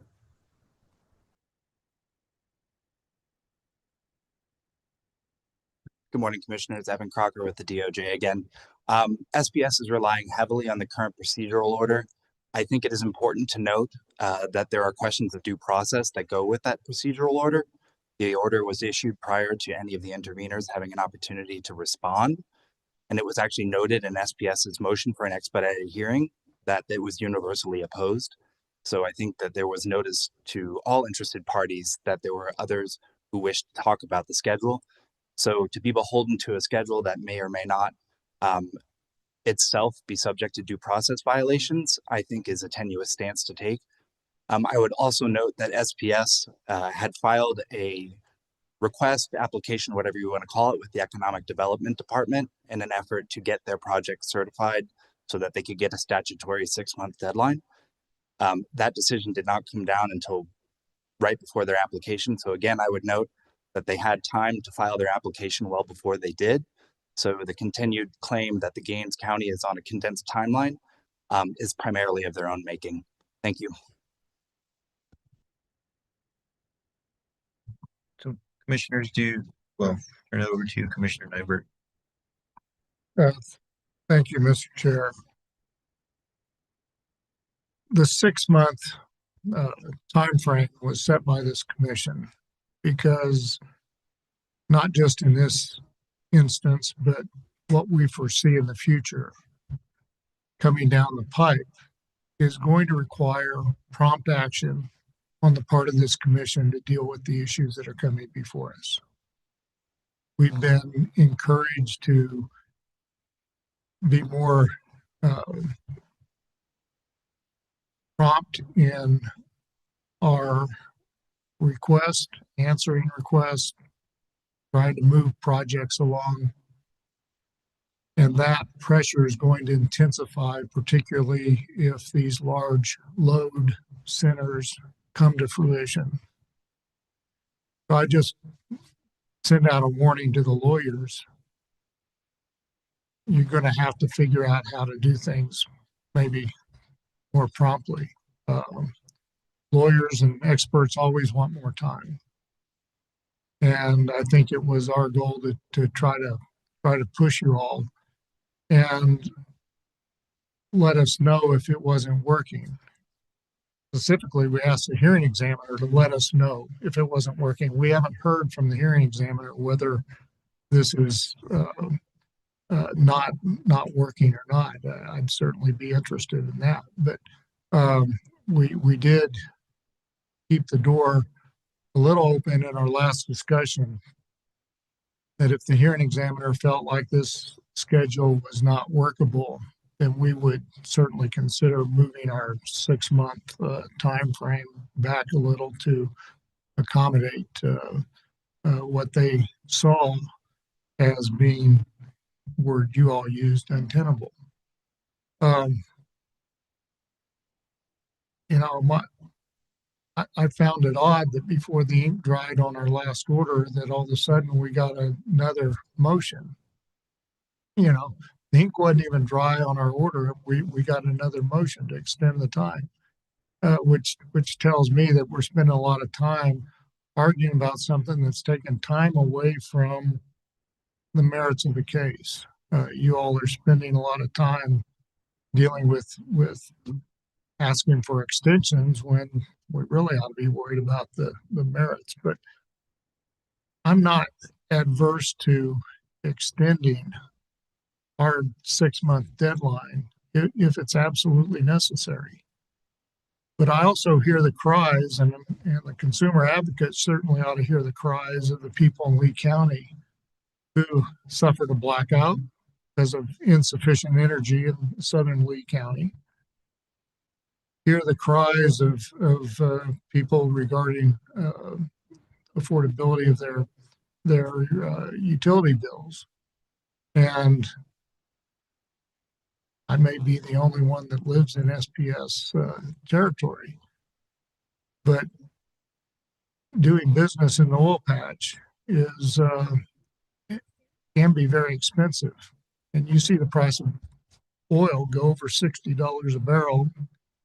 If it gets to 80 or 90, the cost of this gas plant is going to go through the roof because there'll be a lack of workers. There'll be a lack of materials. What's the likelihood of that happening? My crystal ball doesn't tell me. But it's a very fluid environment in southeast New Mexico. And Gaines County, by the way, is just east of Hobbs. So it's in the middle of the oil patch. In fact, Gaines County was the #1 oil producer in Texas for many years. So I feel the pressure that we need to respond promptly to these types of requests. I feel the need not just from the utility, but from the customers, the people who live and work in southeast New Mexico, who need more energy, who need these resources to come online. And so, you know, if the hearing examiners were to tell us that they need more time, I'm happy to do that. I'm less persuaded if all the lawyers are saying we need a little more time for this or that, because I know you always want more time. And, you know, I don't know how to really come to a conclusion on this without getting some opinion from the hearing examiner, the very people that we asked to respond to us if the schedule wasn't working. And so for my 2 cents, I'd like to maybe Robert have a discussion, or have you have a discussion with the hearing examiners to see what they think is reasonable, and then try to accommodate their desires to deal with the issues. But spending more time on these motions and spending 2 meetings discussing extensions of time seems to be a lot of money going down the drain. There's a lot of lawyers here that are making a lot of money on procedural issues, and the work that needs to get done maybe is getting deflected by a procedural issue. I hope not. I hope the experts are reading. I hope the experts are coming up with their stuff. But my 2 cents, I'd like to kind of hear from the hearing examiners, and then if we need to extend our 6-month time frame, I'm happy to do so. Thank you, Mr. Chair.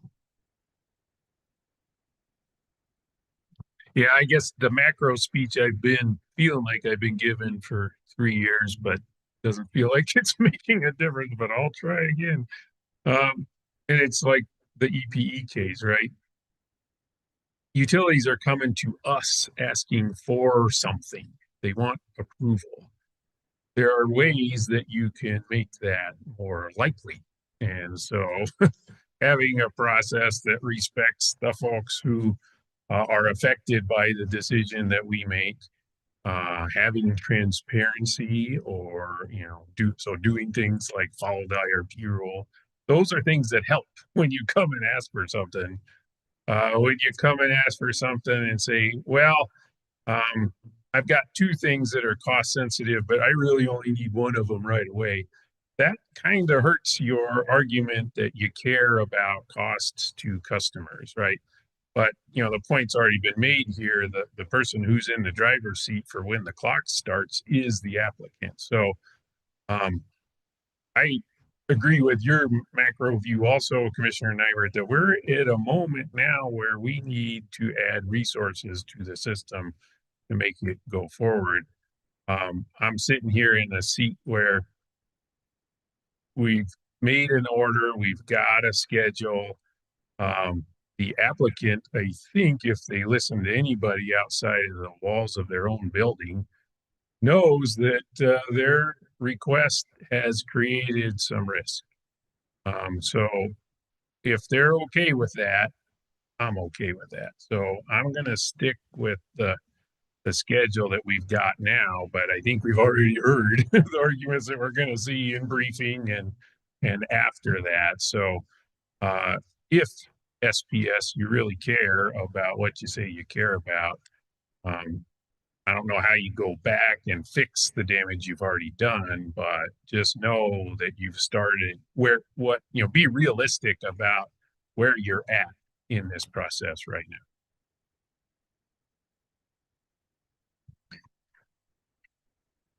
Yeah, and I also hear things that I agree with, and maybe on some of them think a little bit differently, but I recognize I think you called it pressure, Commissioner Nybert, that we have to interconnect more resources, and I also feel that pressure for similar reasons.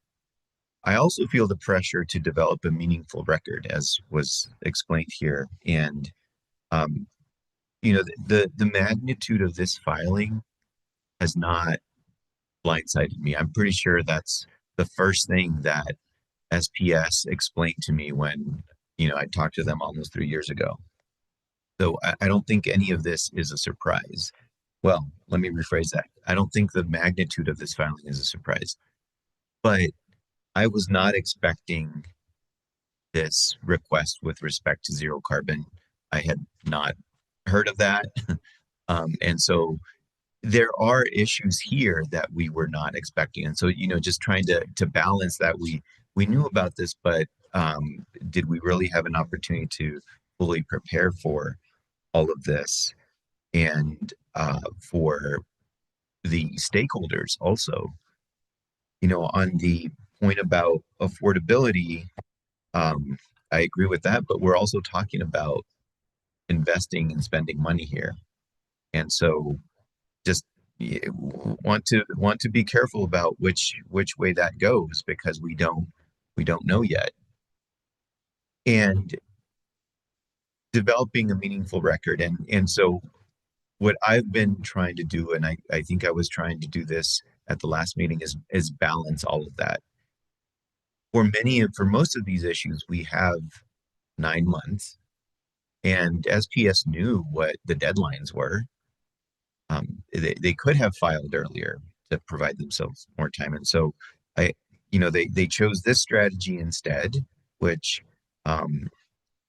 puts us in a corner and puts some of the interveners in a corner. And I'm not, that's one strategy to take. I don't know if that'll pay off for them or not, but there's a chance that it really will not. And so how do we balance this? And I agree with the questioning that I sensed from Commissioner O'Connell, that there's this other jurisdiction where it seems like you have more time, yet you're telling us that you need an answer earlier. Anyway, I think in terms of the proposals that have been filed in the last week or so to bifurcate, I think WRA has a valid proposal. I also think that SPS does as well. You know, in some ways, I would flip them. I think the tax credits are more important and giving the utility a better chance to achieve those. So I also understand where staff is coming from is, hey, if you choose to want to delay this, and then you should bear the risk if you don't actually get them online. Not saying that I would necessarily go with that, but I see where that request is coming from, and I do appreciate SPS's willingness to listen to the words that we included in our order, and they're proposing here a solution that would allow more time. So I think we have two valid requests, and maybe we could also modify them a little bit between what WRA has proposed and what SPS has proposed in terms of the two separate phases to bifurcate this proceeding, which I do think is necessary. There's a lot here, and we do have a little bit more time than just 6 months to take care of all of this, is what I think. Mr. Chair, on that point, why would we not just leave it up to the hearing examiner? I mean, our ultimate thing was we wanted to make a decision within a 6-month time frame. Let the hearing examiner set the real schedule. We don't need to, in my mind, we don't need to set a schedule. We just need to tell the hearing examiners when we need the material so we can make our decision. And that's what we did in the first instance. And, if the hearing examiners would say, we see the problems, we really need an extra month, we need an extra 2 months, we need an extra 3 months, we would take it to 9 months. I would be more persuaded hearing that, and would, I would set when we need to make our decision, and then they can work back from there. But I would hate to adopt something and force it on the hearing examiners because they're much closer to it than we are. No, I'm not sure I agree with that assessment. I mean, the order assigning a hearing examiner, we told them how much time we need, and we told them to endeavor to meet the applicant's schedule. They've gotten zero help from the applicant in assessing that. The hearing examiners are well aware of the risks of not getting a record fully developed. And frankly, that's not their risk. It's the company's risk, right? So as long as the company is not budging on its schedule, they're looking to us for guidance. So just throwing it back to them and saying, you figure it out. I don't think we're doing our job because we're the ones with the salaries and the oath of office. So I think we need to leave with either hold the schedule or not. And then again, I think there's been a pretty robust discussion here. Again, if SPS thinks at all about what they're requiring us to do, it's on the applicant to change the schedule or live with the consequences of the process that their request created.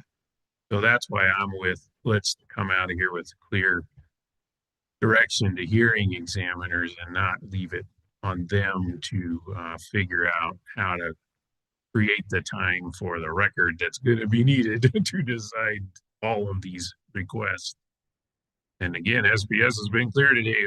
We just want 6 months for everything. They've also been clear in Texas, they don't need 6 months for everything. So what the heck? I don't think that's a hearing examiner question. I think it's an SPS question. And so far, how SPS has answered that question, they've, in my mind, reduced their credibility about they care about customers.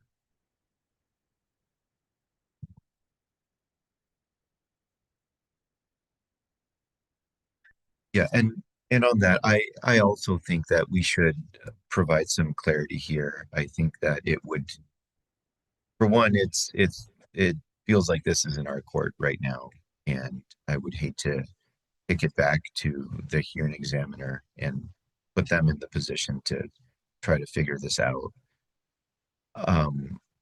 I think that SPS has also put on the table a proposed plan to bifurcate these issues.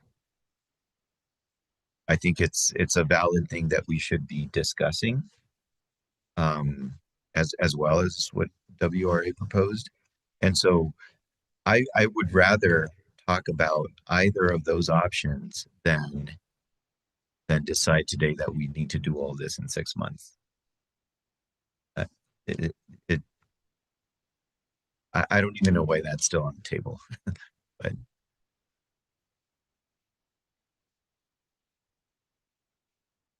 well, I've expressed my concerns with SPS's counter. They don't seem to care about tax.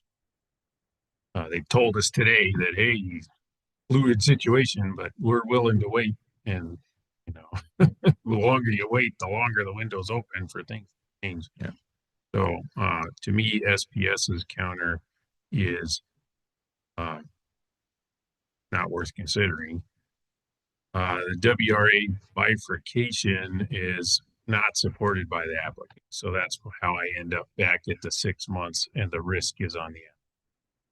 So I understand what you're saying. I don't know how we get there in a situation where SPS's application is approvable in 6 months, but that's what they asked for. That's what they're getting. And so that's their problem, is why I'm in the spot. But yeah, I hear you. Is it my job to do the utilities work for them? No. That's where my reaction.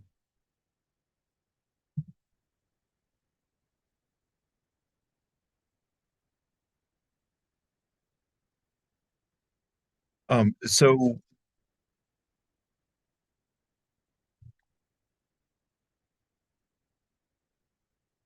yeah, what do we do? That's a good question. Is it time for a break at all? I think I would appreciate a little bit of a break to think about this, and just looking at what we have further in the schedule. We also have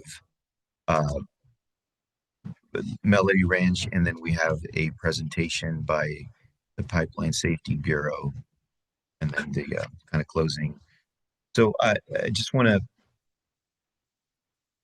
to look at my fellow commissioners here and see if you would rather come back in 15 minutes and then finish all of this, or whether we should break for lunch and come back at 1 o'clock.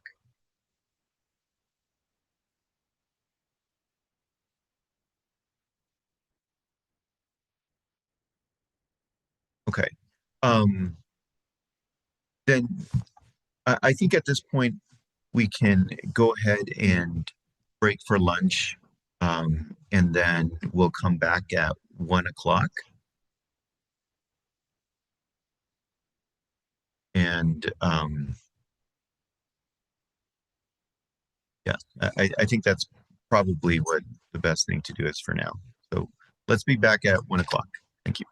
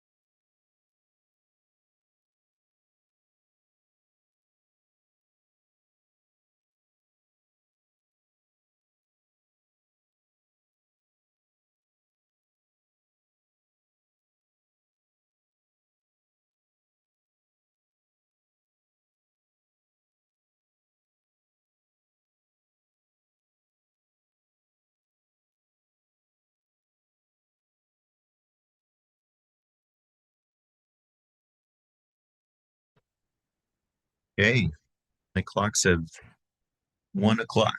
So thank you for being back. Commissioners, I think we should give the parties one more chance, having provided the opportunity for them to hear our discussion. Maybe give the parties another opportunity to say something that they want us to hear, and then we can discuss a little further. But want to check with you to see if that plan works for you. Well, Mr. Chair, I wish I would have thought of this about an hour ago. I was thinking that maybe we give the parties 2 hours to come up with a solution and report back here at 3 o'clock with an agreement or not an agreement. If they don't have an agreement, then they live with what we're going to do. And give them a couple hours to try to resolve a bifurcated schedule or something different. But give them one last chance, and if they can't come up with something, then I guess we'll have to discuss further what we're going to do with that. But I'd give them a couple hours to sit down. We have some of them present, some were on Zoom, but they can figure out how to get everybody online. And there's certainly some places here in the building where they can work or go to one of their offices and try to figure something out, but be back here at 3 o'clock to tell us whether they agree or not. And then we can deal with whatever it is that comes our way. I appreciate that suggestion because it's a more plain and clear and simple and direct than what I was asking for 2 weeks ago, which was, hey, you've heard that there's issues with the schedule. If you can work with each other and come up with something that works with the schedule, that's the opportunity to improve the risk of proceeding with the schedule we have now. If you don't want to improve the risk, then we'll see what happens. So anyway, I appreciate that suggestion, and I'm in favor. I would continue to hold this agenda item in abeyance for 2 hours and allow us to go on to the other important matters that we have to decide, and then come back to this agenda item at 3 o'clock.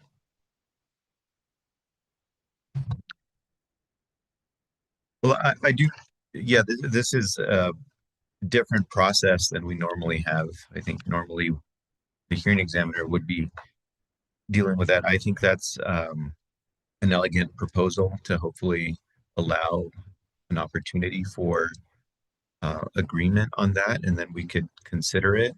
I think it certainly encourage the parties to come to common ground on the timing, and if you can't, I guess we don't lose anything. We're back where we started, so I think that would be helpful. So good luck. And so I guess we'll do we need a motion to table this? No. Okay, so we won't do any formal motion to table this item. We'll continue on with our other items on the agenda and be back here at 3 o'clock. So thank you for the suggestion, Commissioner Nybert. Okay.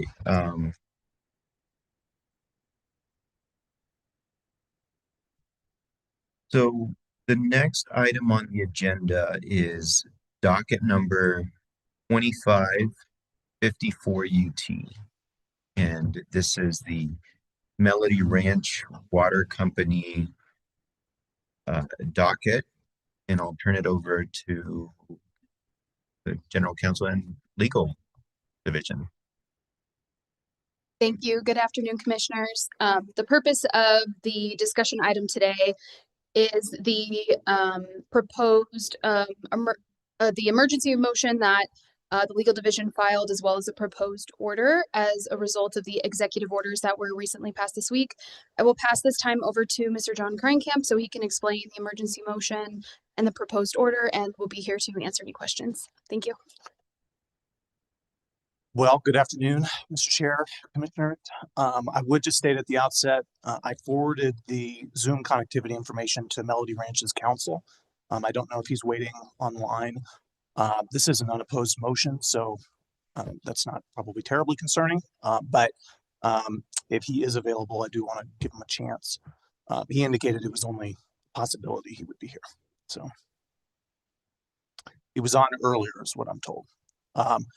He indicated that it was possible he would be here. It wasn't essential. So I guess by way of background, for the past basically 4 months, John Bogotko, the legal division and the utility division have been searching for an interim solution to get the community in Melody Ranch some water. We filed our emergency motion late yesterday because we think that we have found that interim solution. On Monday of this week, Torrance County declared a state of emergency regarding the Melody Ranch situation. On Tuesday, the governor also declared a state of emergency for Torrance County.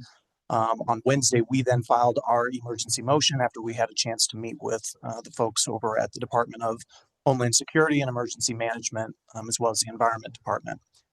The funding is available.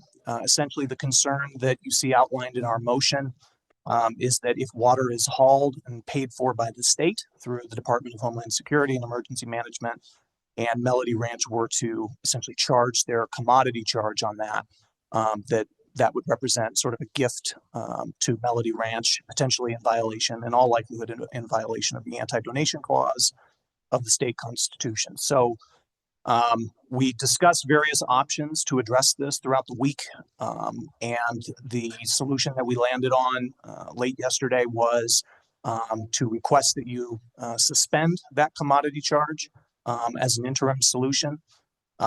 There were other options that we considered. One was trying to do some sort of a remittance where they would sort of remit money obtained through that commodity charge from state water or state paid for water back to the state. That does not appear to be a workable option at this point. That hasn't been done before. And it's not clear how that would work on the state side. So right now, what we're asking for the commission to do, and again, Melody Ranch has agreed to this, is for at the interim period to suspend that commodity charge. One note that I would make, and I would just say this is sort of alluded to in our motion and our proposed order, is this doesn't necessarily have to be sort of the end of the road as far as that commodity charge goes. That's going to be, I think, a subject of ongoing discussion between the legal division and Melody Ranch and probably the Department of Homeland Security and Emergency Management as well. But right now, what we're asking for, again, is to suspend that commodity charge and essentially the water would start flowing. And with that, I'm happy to take any questions. Well, I need to start with thanking all of the staff who has been working on this issue. I know it's a difficult issue, and there are no easy, simple solutions to this, and the authorities and responsibilities that we have over this are limited. And I know that's not satisfactory to somebody in this community who's living without constant water. But I understand that that's the reality, and I also understand the amount of work that has gone into this by staff here at the PRC, and really want to recognize and appreciate that. And we have this proposal, which I think is a solid interim solution. Obviously, it's not permanent, and so the work on finding a permanent solution still continues. But at least this is a temporary solution that I think can work. And I do want to know one concern that I have with the way this is framed, which is that part of the problem, as I understand it, is that there's a handful of people who have storage tanks and they're filling them, and it's depleting the storage that is available to the water system.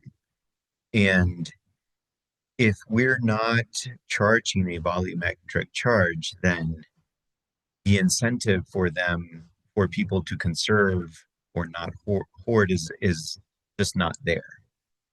And I think there could potentially be other solutions, and I just have not we're understandably getting this with not enough notice, and so we haven't had a chance to really talk about this. But I think there are opportunities to potentially charge some, because the well is still producing, so not all of the water that is going to be provided is coming from the government. And as an alternative, I think there is an opportunity to potentially institute a cap on the the water that is being provided by the government, and then charge after that. And I know I understand the arguments with the anti-donation clause and in not having the ability to do a full hearing or think about these. I think this is a reasonable solution. I just wish that somehow we could help incentivize people to conserve, which not charging the volumetric charge, I'm not sure accomplishes that, but I think this is worth a shot. Commissioners. Thank you, Mr. Chair. John, explain to me why it's in violation of the anti-donation clause for the state to give the water to Melody Ranch, and it's not in violation of the anti-donation clause to give it to the customers of Melody Ranch. Well, I mean, that's a fair point. There's been some discussion about that aspect of the anti-donation clause. I guess the difference that I would draw is that, the community at Melody Ranch are the folks who are living without water. They're the folks who aren't able to take a shower in the morning, flush their toilets. We have elderly folks there. We have folks who are poor who are there. There is an exception to the anti-donation clause for the care for the sick and the indigent. A utility is a different sort of circumstance. If we give the water to Melody Ranch, I think the distinction is that they essentially would earn money off of water that they're not actually producing. When the water is actually provided to the community at Melody Ranch, they're going to be using that water for their everyday needs. And, one point I guess I would make is my understanding is that I think that it's the county who is currently making sort of bottled water already available to residents. They're not giving that water to the utility to then sell to the residents. They're giving that water to the residents to use. And so that's why Torrance County has declared a state of emergency, and that's why the governor did as well. Yeah. I am also somewhat sympathetic to Commissioner Aguilera's comment. If people are simply getting water and not really paying for the actual water itself, there's no incentive to conserve in a very strapped system as it is. And you said that you couldn't have Melody Ranch impose that charge and then Melody Ranch write a check to the state to reimburse the state for that water because it hadn't been done before. But is there absolutely no mechanism to provide, I mean, in essence, have Melody Ranch pay the state for the water the state's providing, at least partially offsetting some of those costs of securing the water and transporting it to the Melody Ranch storage tanks. Maybe DFA is not set up to accept it, but it would seem to me that there ought to be some mechanism for that to occur, because this can't be the only situation where somebody's collecting money for the state. So, Mr. Chair, Commissioner Nybert, what I would say, I guess, in response to your question, I would again repeat that this is not the end of the road as far as that discussion goes. That is something that we are still going to talk about, and we're going to talk about that with DHSEM and with the Environment Department as well. But because it hasn't been done before, what the legal division and what your utility division are looking for is the fastest possible way to get the water provided to the residents. That's what we think is in the public interest. And that's why we want you to take this step. We are still going to look at that. Any other suggestions that you want us to look at, by all means, we're happy to do that. We can bring this back to you at a future meeting. We can be up here as long as it takes. The idea again is just to get an interim solution in place, and that's what we think the public interest is. Yeah, as I read the order, this is definitely just one little step. As I see it, there's a lot bigger issues that are still hanging out there. A permanent solution needs to be had, and this does not provide a permanent solution, because the state's not going to be hauling water to the Melody Ranch storage tanks for years on years. It's a temporary fix. But as we move forward, I would like to see the state somehow being repaid for its cost of securing those products, and if we have to use Melody Ranch as the conduit for securing those funds, and then so be it. But I think everybody in Melody Ranch wants a permanent solution, and what we're doing today is not that. And I suppose that there are still ongoing efforts to address the longer term solutions of providing an adequate source of water, adequate revenue streams to accomplish maybe some of the repairs and maintenance that are needed on that system, and restoring safe, reliable water to the customers of Melody Ranch. And Mr. Chair, if I may just sort of make one other comment, I think to both of your points, the legal division, we share that concern about conservation in particular. Like I think I mentioned earlier, we were going back and forth as late as yesterday, trying to figure out exactly what the best solution to this as sort of an immediate step is. It may be of some comfort, it may be of no comfort at all, but we are in the process, I think, of trying to schedule a town hall next week. We, I think, noted in our motion that the PRC, we are going to be promoting conservation. When we talk to these folks, we're going to really be encouraging them. Please don't try to, fill up your bathtubs, right? Like, be prudent. DHSEM is going to be doing the same thing. Melody Ranch is also, everybody who is interacting with their constituents on this issue is going to be trying to promote conservation. And like I said, the door is not closed to pursuing some of these other lines of potential solutions. And one other note, this is the second issue on this week's agenda dealing with small water systems. And the things that we're doing are maybe extraordinary now, but we really have a situation in the state where there are a number of small water systems that probably find themselves in similar conditions to both this one and the one we heard earlier in the day. And I know that we are looking at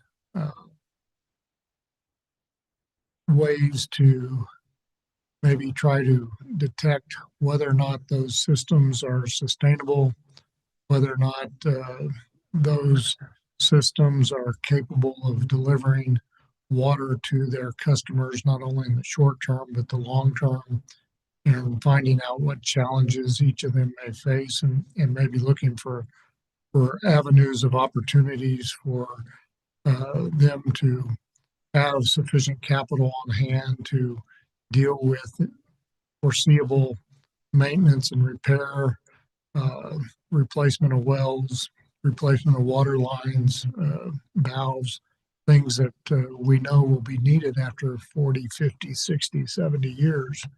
And so, you know, I'm encouraged that we're embarking on those efforts to try to maybe stem the tide that other citizens of New Mexico that are on small water systems won't suffer the same conditions that we've seen with Melody Ranch on the east side of the mountains in Albuquerque.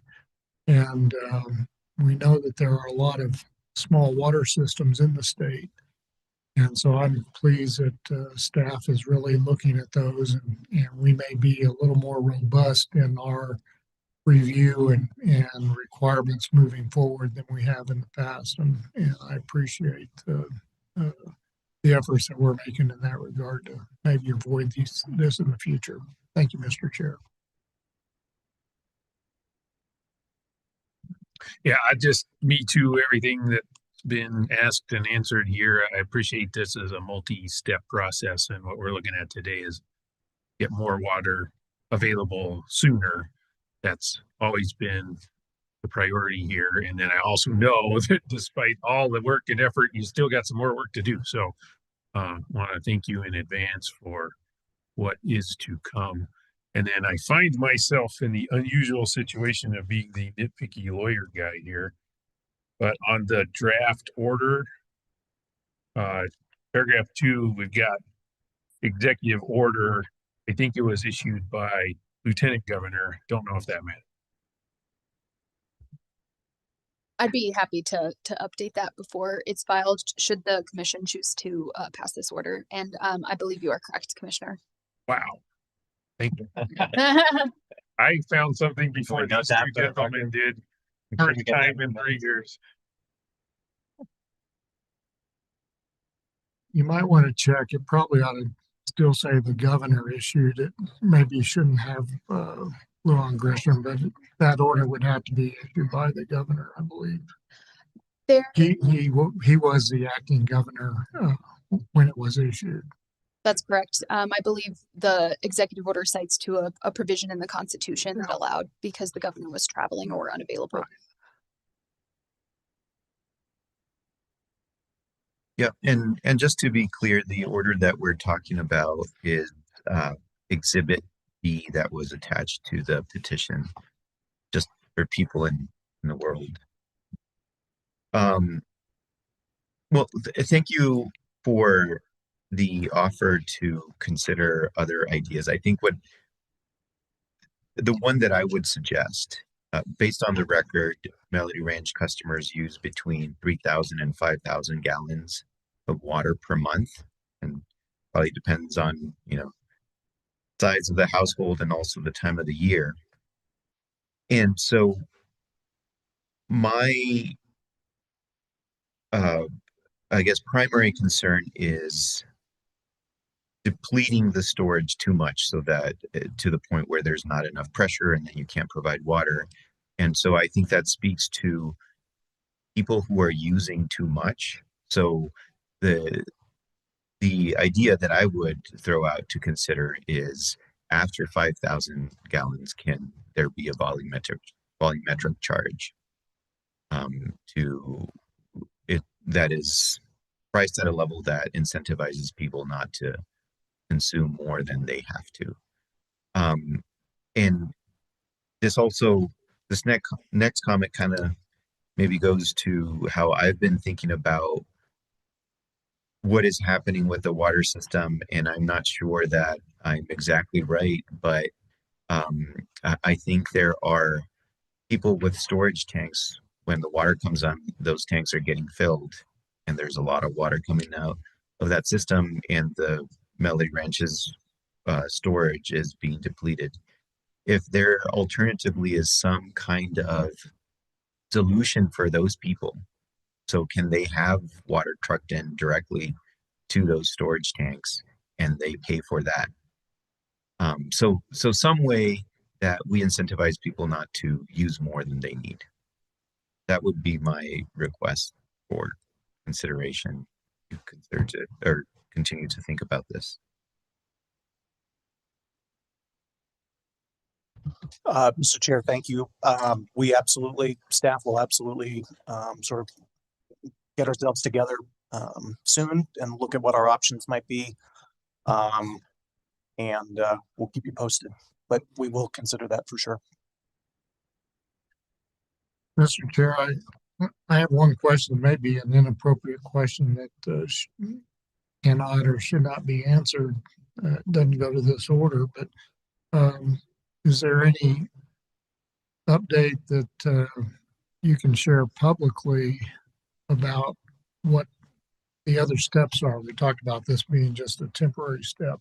Are there other things that you can talk about, giving us an update on other efforts, or is that stuff beyond what we ought to be communicating in public?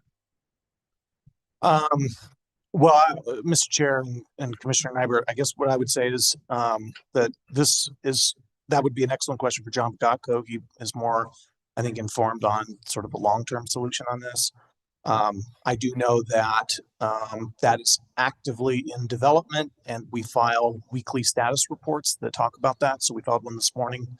It's in the docket. You can take a look at it. It is publicly accessible.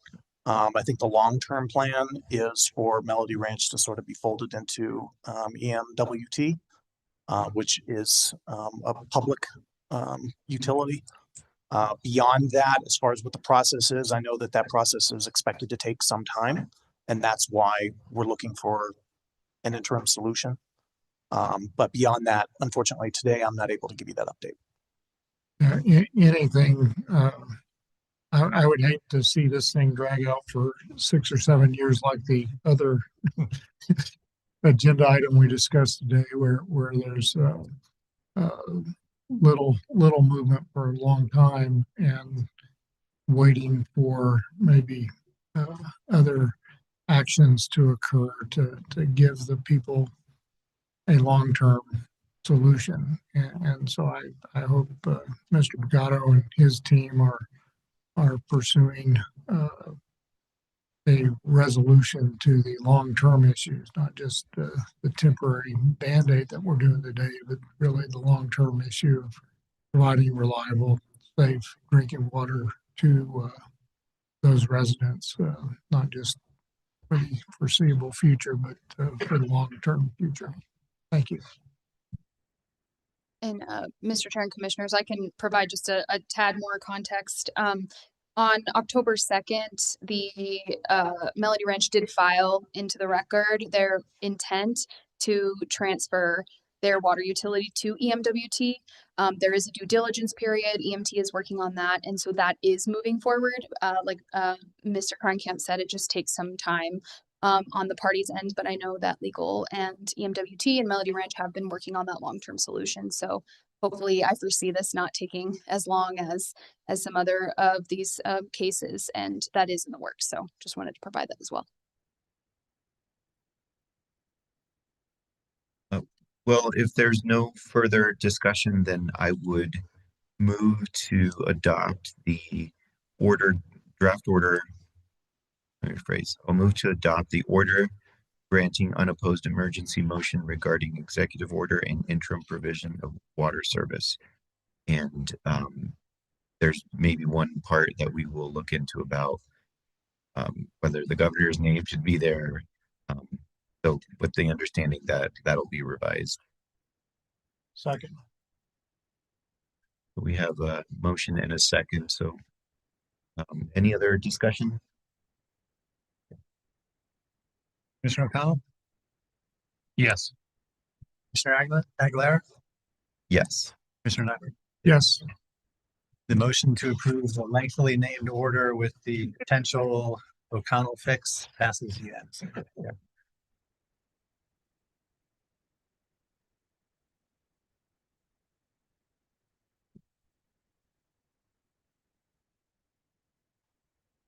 Okay, yeah. So next we have a discussion, a presentation by the Pipeline Safety Bureau. And we have Mr. Jason Montoya here to present. Thank you, Mr. Chair. Let me just get sharing screen.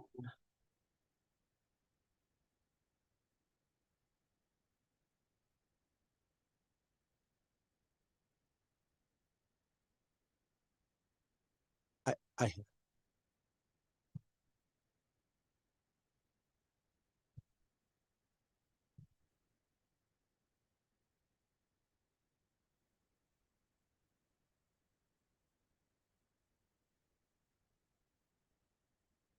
Alrighty.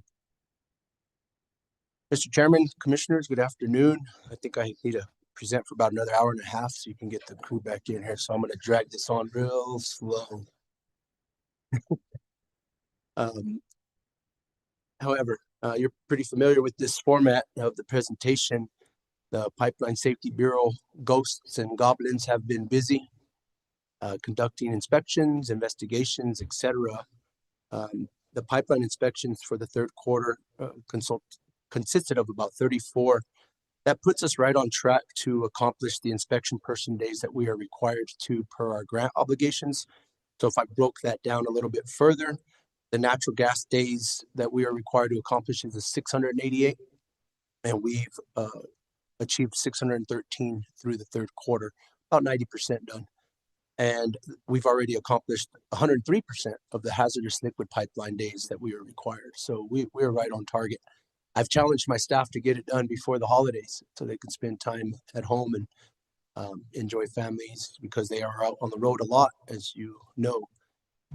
Thankfully, we didn't have any incidents or accidents that met the federal thresholds during the third quarter. If we did, as you know from the past Albuquerque experience, that takes up a lot of resources and time. So we do appreciate the industry keeping the product in the pipe.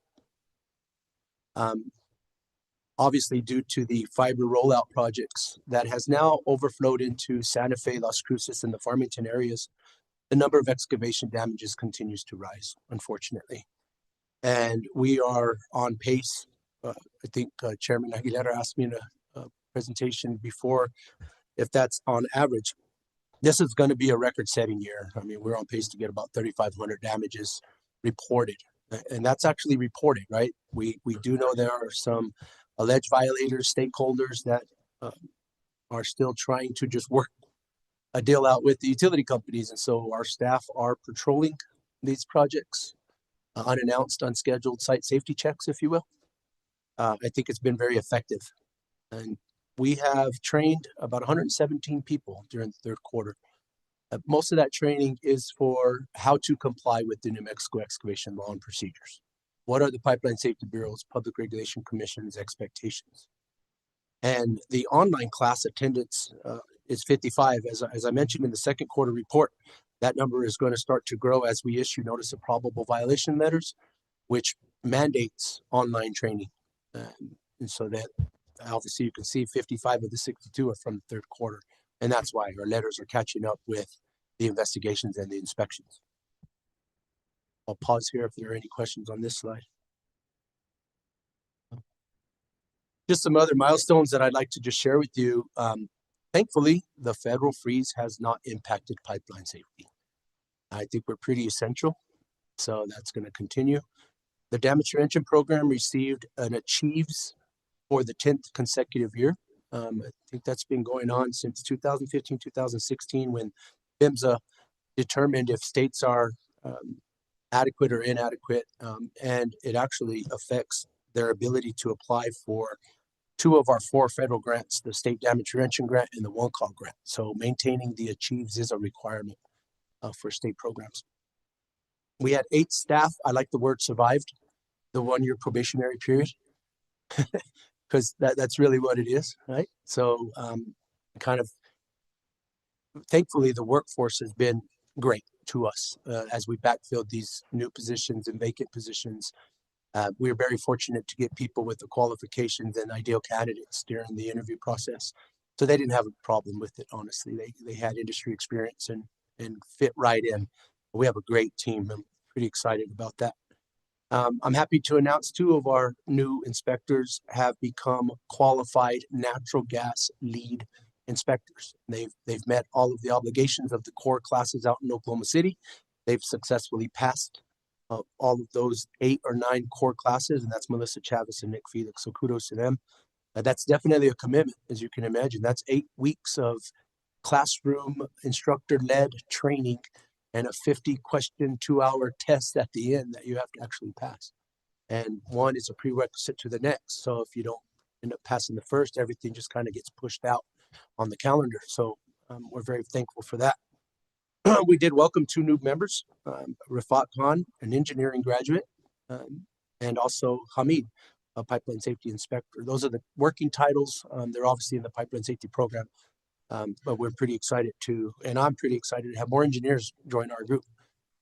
As you know, historically, it's been me, the sole engineer in pipeline safety. So I think we now have like 4 or 5 of them, and I'm not promoting them. I'm not asking them to be recruited internally. I'm trying to keep them. And so, with that, Mr. Chairman, I think I will stand for questions unless we need to go to the audience. I feel like we need to go to the audience and see who's in opposition or who's in favor of this presentation.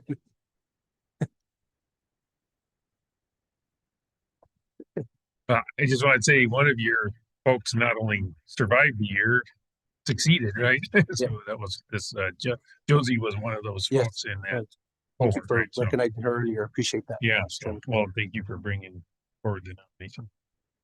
And if you really dislike some of your engineers, encourage them to be a commissioner.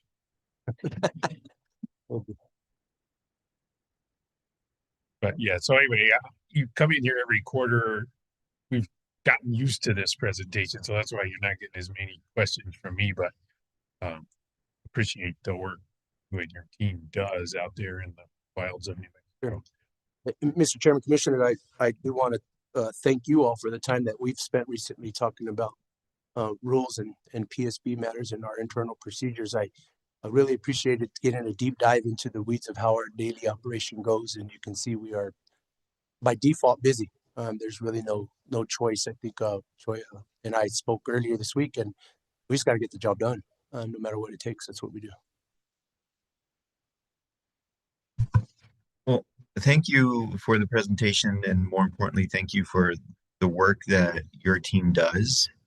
You guys do a really great job, and keeping us making sure that we get the achieves there and meeting the standards that are required of you and your team. So thanks for keeping them organized. And I know it's hard to train new people and do the job that you have to do, but you guys are doing a great job, and we appreciate it.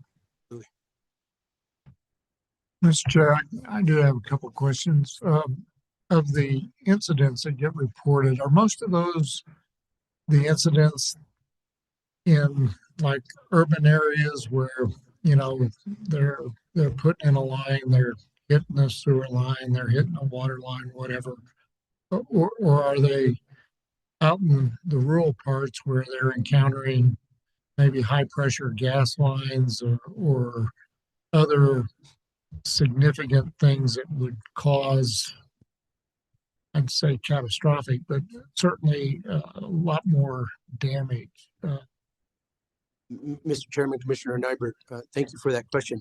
I'm going to address it 2 ways. I'm going to address an incident as excavation activity and then incident under the pipeline safety definition. So the events that are being reported to us from the damage program are excavation damages that are mostly resulting from the fiber projects in urban New Mexico, the Albuquerque, Las Cruces, Santa Fe, Farmington areas.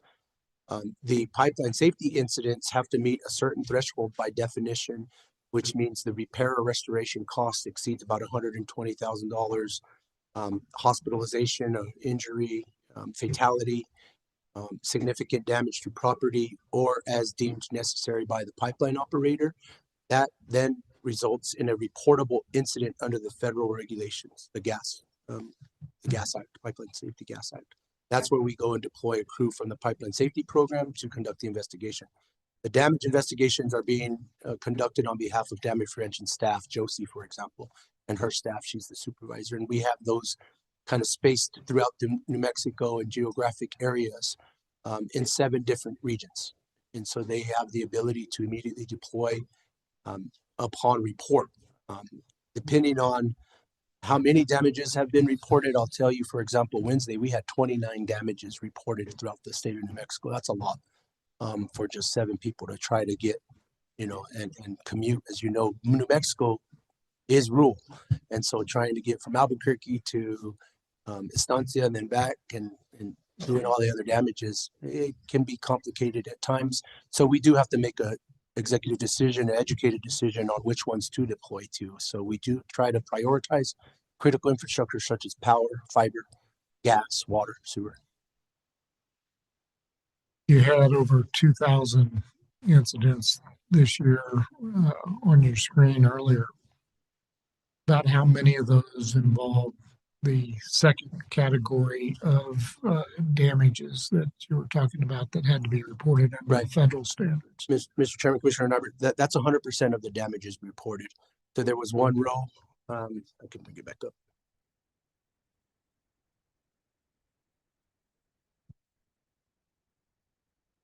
So incidents, accidents, that row is specific to pipeline safety incidents and accidents. And then the excavation damages reported at 2430 is from excavation activities, 100% of them.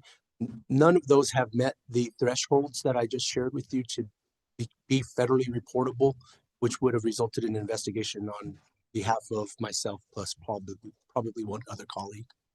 So none of those reached that threshold? No, sir. So you've had a good year in that respect, even though it's been a busy year on the other.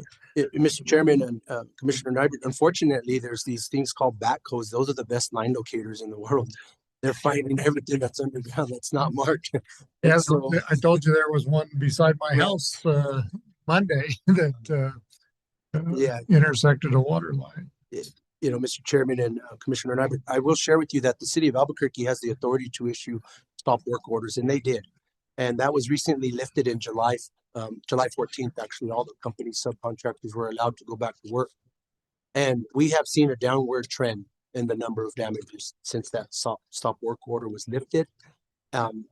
We saw a slight uptick in damages the last week of the last week of September, first week of November. We then went back and retrained and revisited our expectations with all of the contractors. And unfortunately, since July 14th, the ratio has been 50-50, honestly.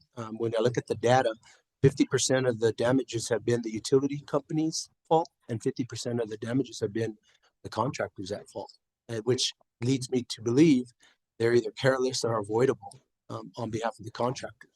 The utilities, we've got some work to do.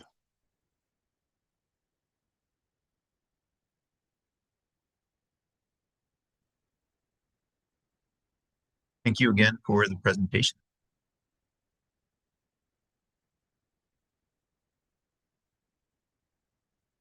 Yes, next we have communications with Chief of Staff. Yes. Good afternoon, commissioners. Thank you for allowing me to stay in my seat. All right, we've, I think the technical term for the last couple of weeks is doozy. We've had a doozy of a couple of weeks.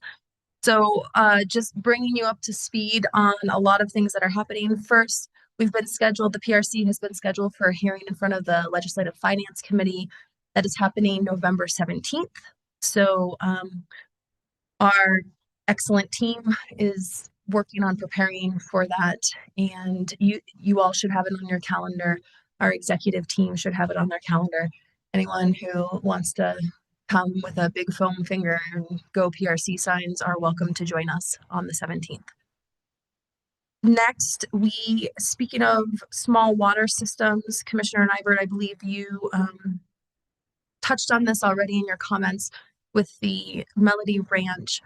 We are fully aware on like an agency-wide basis, as you know, about the precipice that we are afraid we're on with small water systems, and especially in rural New Mexico.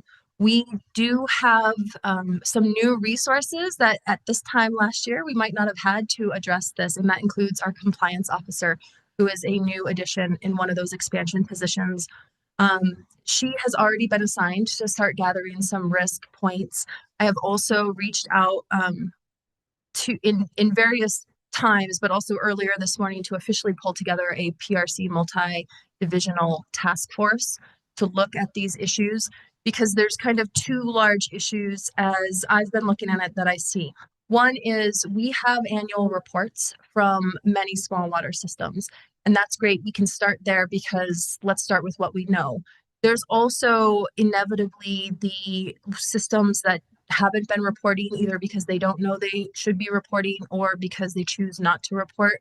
That's a different sort of enforcement approach, not one that we can't overcome, but a different sort of approach that we will need to take. So internally, we will be working to look at what we have, where we want to go, and make some recommendations to the commission for next steps as far as getting ahead of this. Also, as we've been, as the legal division and utilities have been working with Melody Ranch, but also sort of other stakeholders in the water system world, there seems to be a need for an all-of-government approach. I mean, this is what you saw with the emergency motion. It took at least 3 executive agencies as well as us and a county to work together. And so I do think that is probably where we're going next, and I anticipate starting that process before we even get together in the next commission meeting. So watch for that update there. Next, just more information on the e-docket transition. We are a month away from user acceptance testing, which as I'm not sure if I'm supposed to repeat this publicly, but our contractors say it's an opportunity to try to break the new system. So internal people who have been working on this are what we're calling our subject matter experts, which we've collected from all of the divisions at the agency. They will have access to essentially an active mock-up, not live, but not publicly live, but an active system that they get to go in there and try to file things and try to use it as they would if it was live, and see how the processes are working and see whether the things that we tried to design actually turned out the way that we tried to design them. That is going to be an opportunity, not just for the PRC to see if the thing that we created works, but we will have an opportunity to bring in people who use it from the outside. So I've already heard, as this process has gone on, I have heard from many outside users, whether they're regular interveners or utilities or from the co-ops. There's a great interest to try to help us, to help us try to break the system before it goes live. To try to use it from their side and make sure it does what we had hoped it does from their side as well. So if you're watching out there and you want to help us break the system before it goes live, reach out to me because there will be that opportunity. Next, the Wildfire Working Group has concluded. That's part of Senate Memorial 2. It's been led by Matt Lee and Jerry. They've been working immensely on it, and we think, and I'm going to look for a nod from the corner, we think the report should be coming out November 1st. All right, that's good. Okay. That was a group of many stakeholders, including other state agencies. And so it was an important step in making sure we're all talking to each other, because a lot of these issues aren't going to be solved by any single agency. And then last but not least, you heard from Mr. Montoya earlier, or just a moment ago, but it reminded me to highlight in our strategic plan that we put together 2 years ago, one of the metrics that we had set for ourselves to know whether or not we were seeing success was to see the number of invites for our staff members to go and talk at places. And so I'm really excited to talk about this. Over the last maybe 2 months, we've had multiple staff members get invitations to go speak as experts in conferences. Christopher Ryan is going to be presenting on affordability at the NARUC conference. Jason Montoya has been tapped to talk about the fiber installations and broadband expansion at a conference coming up next month, I believe. And Miguel Perez, our expert there in the back, has been talking. He talked at the RITA conference about renewable portfolio standards. So I'm really excited to see our staff take the challenge, get out there, think about things deeply, talk with people, and start doing what it is that we said would be success for us. And so on that high note, I'm happy to stand for questions.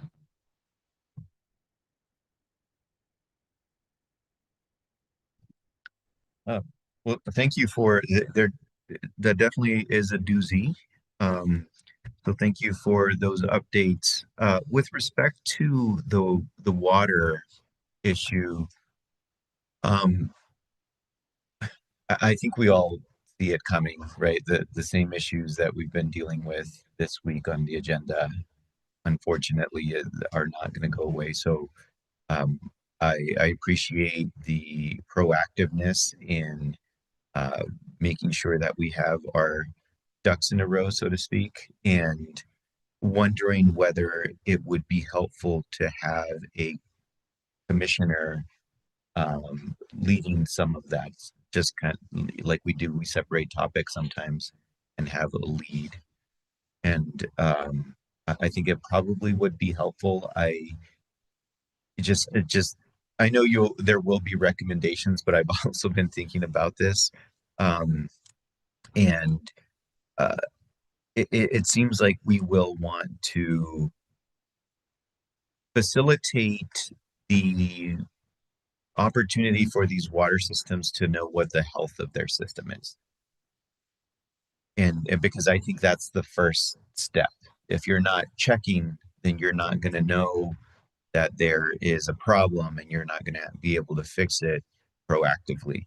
And so how can we put them in a position to know that there's something to fix?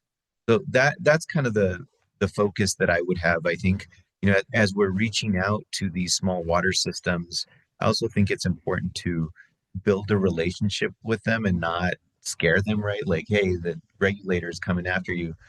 That's not what we want. I think what we want is to, tell them that the state is here to help. From the government, we're here to help. But that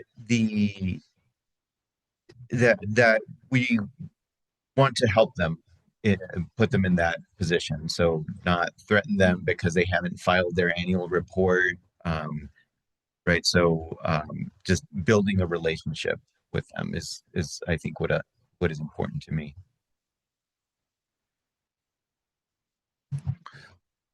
A couple items. I know some legislators have reached out to me to try to find out what legislation needs to be done with respect to wildfires and now more recently water, i.e. the issue we were just discussing. I hope that we have people working on those that are keeping good notes because while probably won't be in the 30-day session, they're probably going to want some ideas from this agency probably a year from now. And particularly on the water issues, I hope we're taking good notes as to how the statutes need to be revised or something to help us deal with some of these issues. Because I think rightly or wrongly, we're being looked to and maybe being blamed for a lot of what's going on. And there's probably big gaps in the legislation, as we saw earlier today. We're having to jump through a lot of hoops just to get resolution of an issue that's been hanging for 6 or 7 years. Maybe we won't get the things we want, but we need to have those things written down so when they approach us, we can intelligently make suggestions as to some of the fixes that maybe we see would be helpful in our moving forward on those issues. So maybe keep that in mind.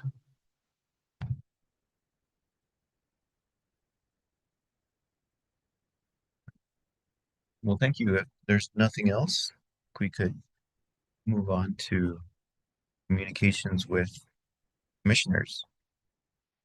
So, yeah, you can go ahead, start. I'm just going to say that, I started the meeting talking about how won't be here Monday and Tuesday. So busy weekend with not only the normal cadence of a quarterly SPP regional state committee and board meeting. That'll be Monday, Tuesday. We're also going to have a retreat on Sunday. So the commissioners on the RSC are getting together Sunday just to talk about, frankly, some of the stuff we saw here today, the need for speed and how the processes and the systems at a SPE with RSC can respond to the moment we're in.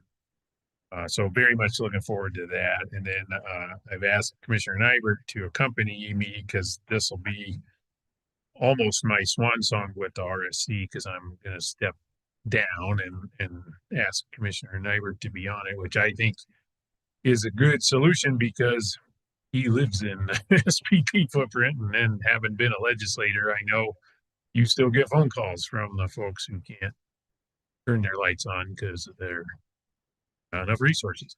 So anyway, just wanted to say that. And then in addition to that trip, then the following week is NARUC annual meeting in Seattle.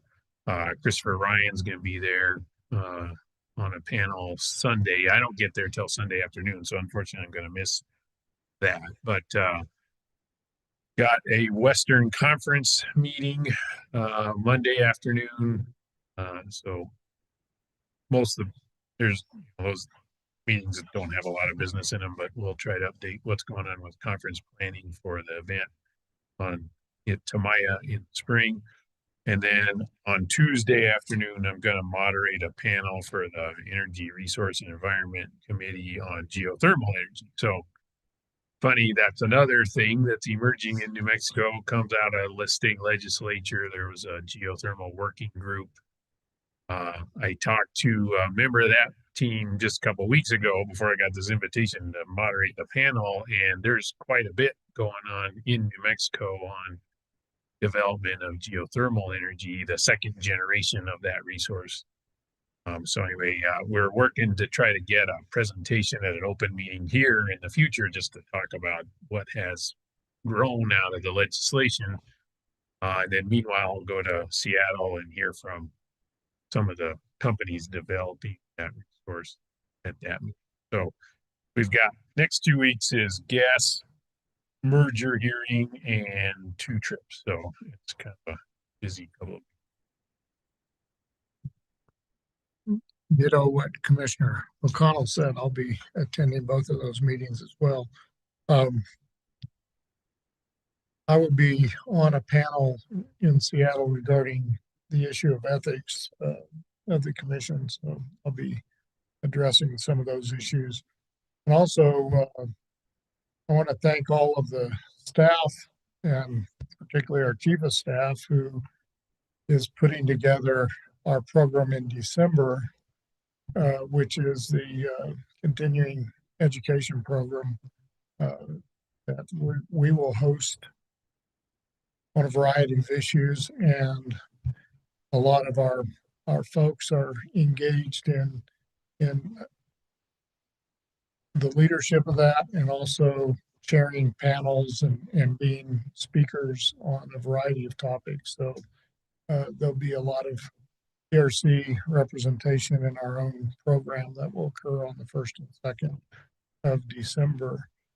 And then hopefully it may slow down a little bit for a week or two after that. But as Commissioner O'Connell said, the next couple of weeks are going to be extremely busy, and probably depending upon what we're going to hear in an hour, maybe there'll be a little relief, maybe there won't. But our hearing examiners are extremely busy, and doesn't look like they're going to get any reprieve anytime soon. So a lot of work, a lot of activity going on, and just appreciate everyone and the professionalism, the hard work and effort that everybody's giving to enhance the reputation of this agency. We appreciate it very much. Thank you, Mr. Chair.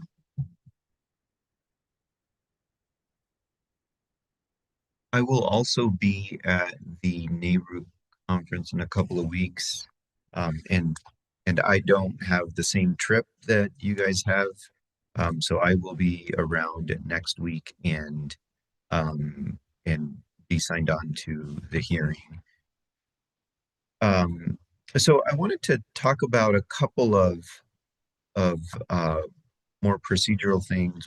One of them is our, as we start to approach a new year, is our priorities and rulemakings.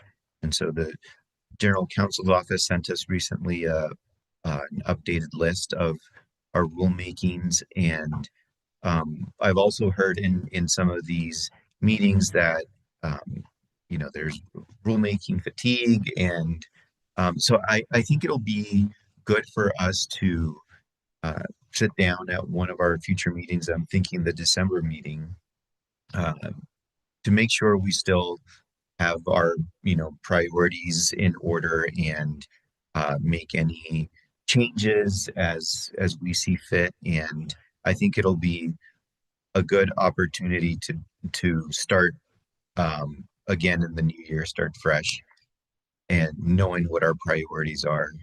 And related to that, the other thing we have is the national and regional committees. So we have the NARU committees, and then we have the CREPC regional committees that we're on. And it sounds like, for the SPP, maybe a change is in order. And so also to talk about those in December so that we go into the new year, knowing which committees we're on. And given that we have grown a bit since we started, I think it would be helpful to have a staff person. I know we already have a staff person assigned to us, but I haven't been great about inviting them or bringing them to some of these committees.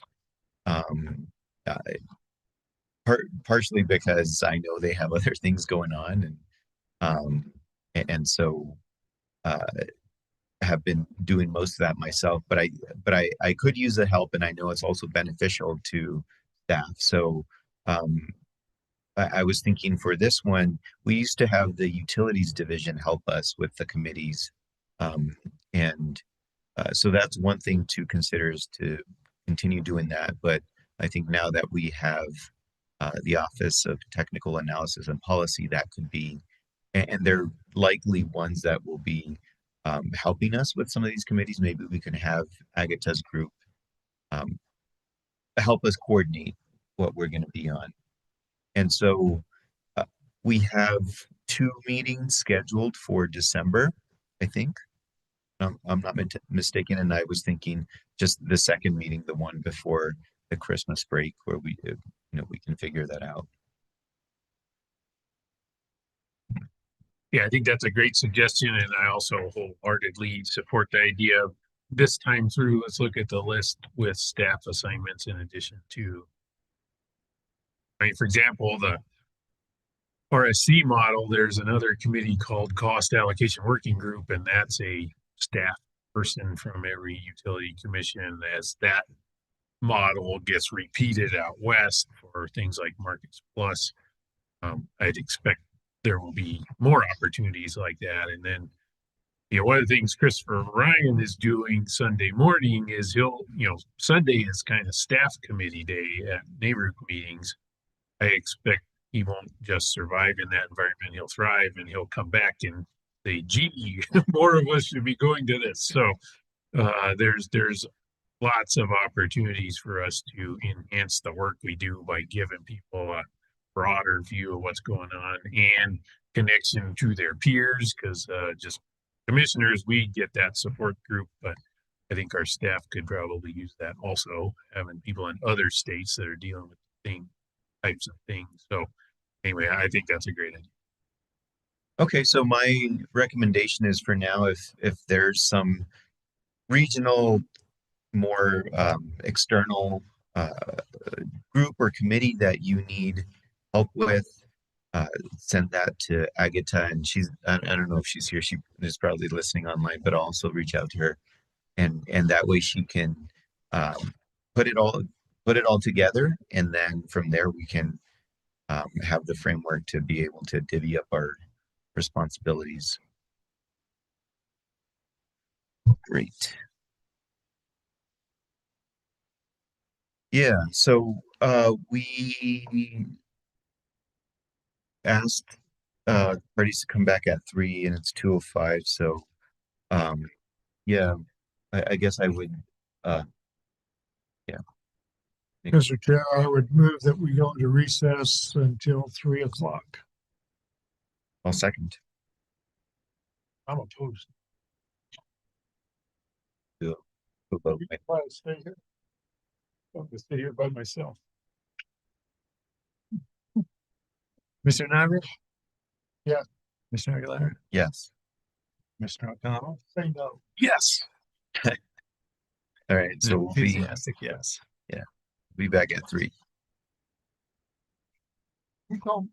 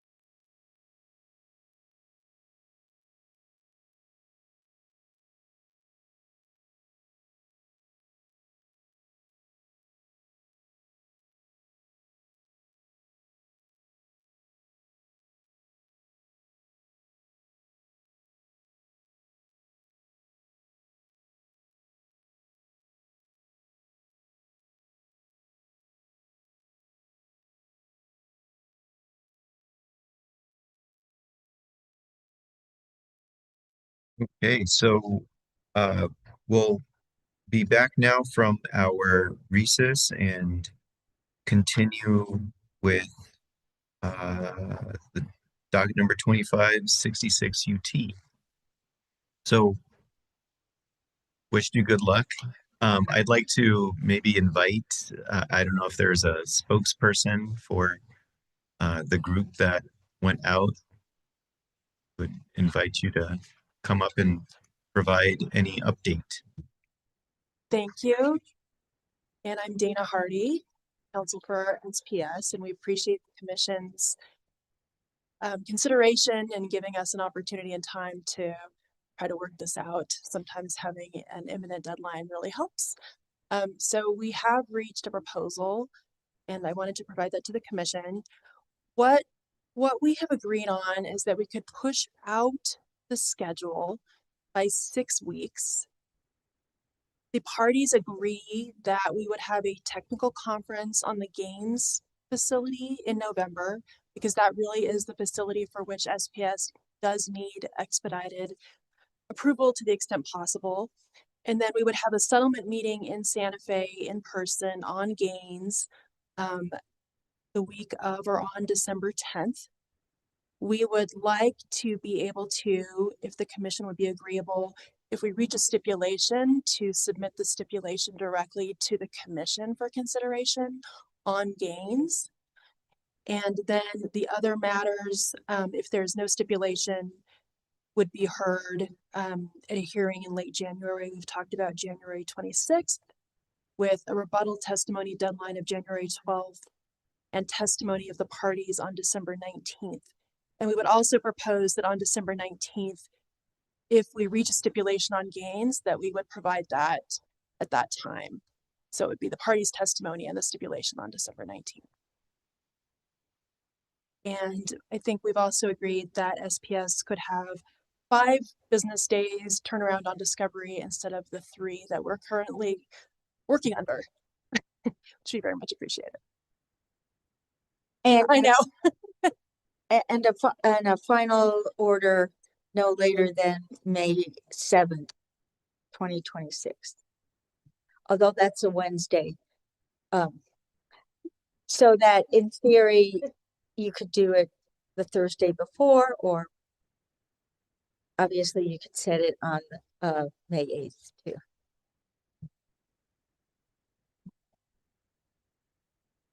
Commissioners, do you have any questions? Just initial emotional reaction is thank you. I mean, just looking at how can we get this into January was kind of my big question. Done it. And then in terms of the May 6th deadline, we're actively trying to decide whether to shift our weekly thing. So we don't even know what that is. So don't worry about how that lands with it. And then I also kind of agree with the idea of submitting STIP to commission directly because it saves that step of certification of a STIP. What I've heard is very. And to clarify one thing, I think if we were to reach a stipulation on Gaines, we would like, of course, a final order on Gaines sooner than the May final order on everything else. Yeah, that was understood, but I'm glad you said it, just to be sure. And then I guess we still need to work out the process or need a piece of paper that has. Mr. Chair, I appreciate everything up until the May 7th or 8th date. And I could see maybe a late March, April date, but I mean, we're trying to get this thing moved, and that's basically a 9-month deal, right? Commissioner Nyberg, other commissioners Aguilera and O'Connell, that is, we calculated adding 6 weeks to every single date that exists now. Okay. And so when you put it into date calculator, the current March 26th date plus 6 weeks is May 7th. Okay, I'm glad you clarified that. I was thinking that took it out 3 months. So it's only 6 weeks. That's correct. Okay. Mr. Chair, I'm glad they arrived at a reasonable conclusion, and I guess if Mr. Levine could work with the council at the table and get a final order to us, I think we could approve that. Yeah. Mr. Chair, Commissioners,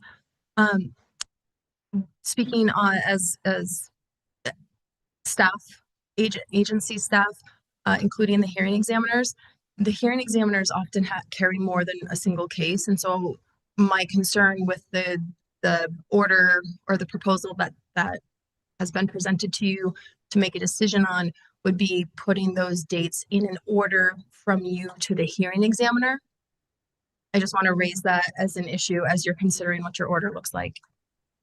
Well, to answer that question, Mr. Chair, I did speak to Elizabeth Hurst earlier today, and she told me that she would work with whatever we came up with. And I even discussed with her maybe 45-day extension or something. And so 6 weeks, 45 days is about the same ballpark. So I don't think that I didn't talk to Patrick, but I think she would be okay with it.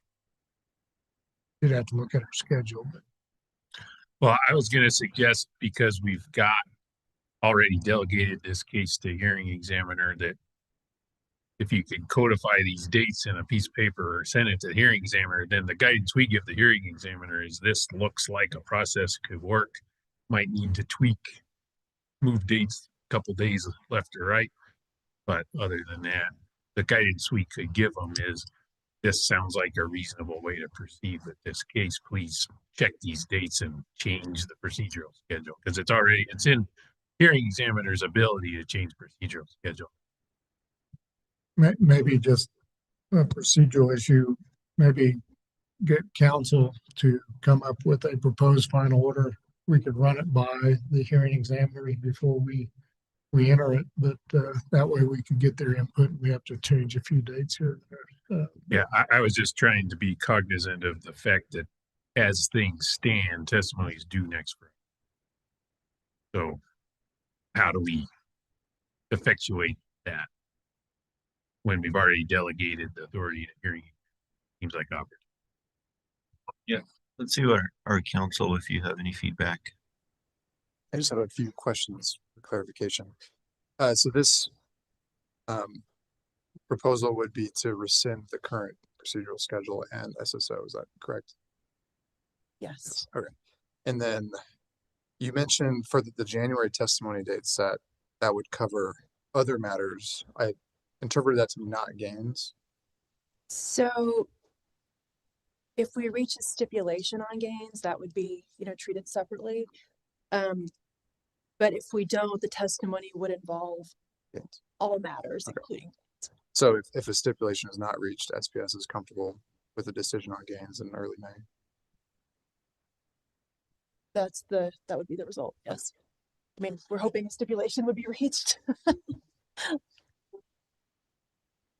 Yes. Okay. Thank you for working on this. We really appreciate your willingness to get together and more so your ability to come to a resolution. We have the procedural schedule that was already issued, which I do think needs to be corrected, but I think could be done. And then we also have some motions that were filed. So I think somehow we need to dispose of those. And so what I wanted to throw out there is having a single signature order by whoever is the person of the month. Is that me? I'm noon tomorrow. Okay. I guess it would be me. So so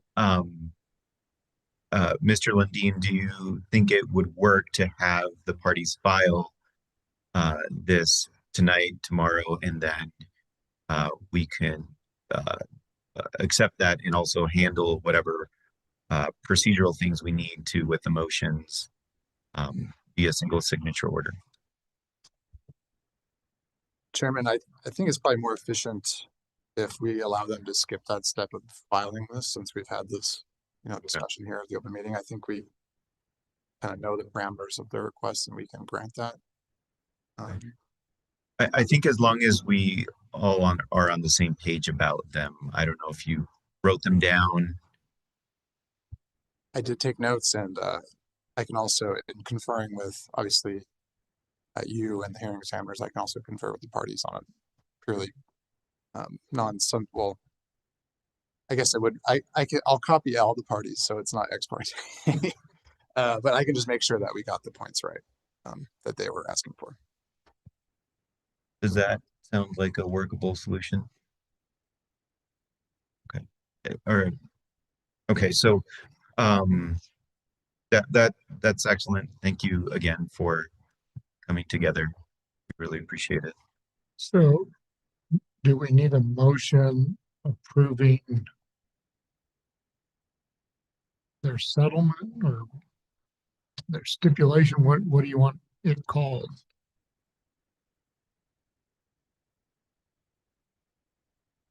Motion approving procedural schedule and allowing the chairman to sign a single signature order for the commission.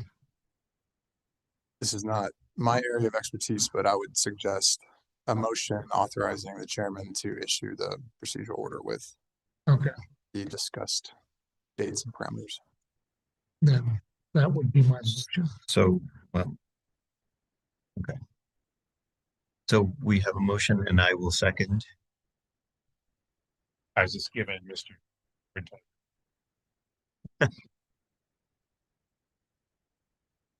Oh, maybe you're Then I have to separate you two. So we have a motion, a second. Let's go ahead and do a vote on that.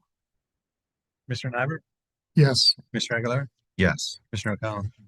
yes.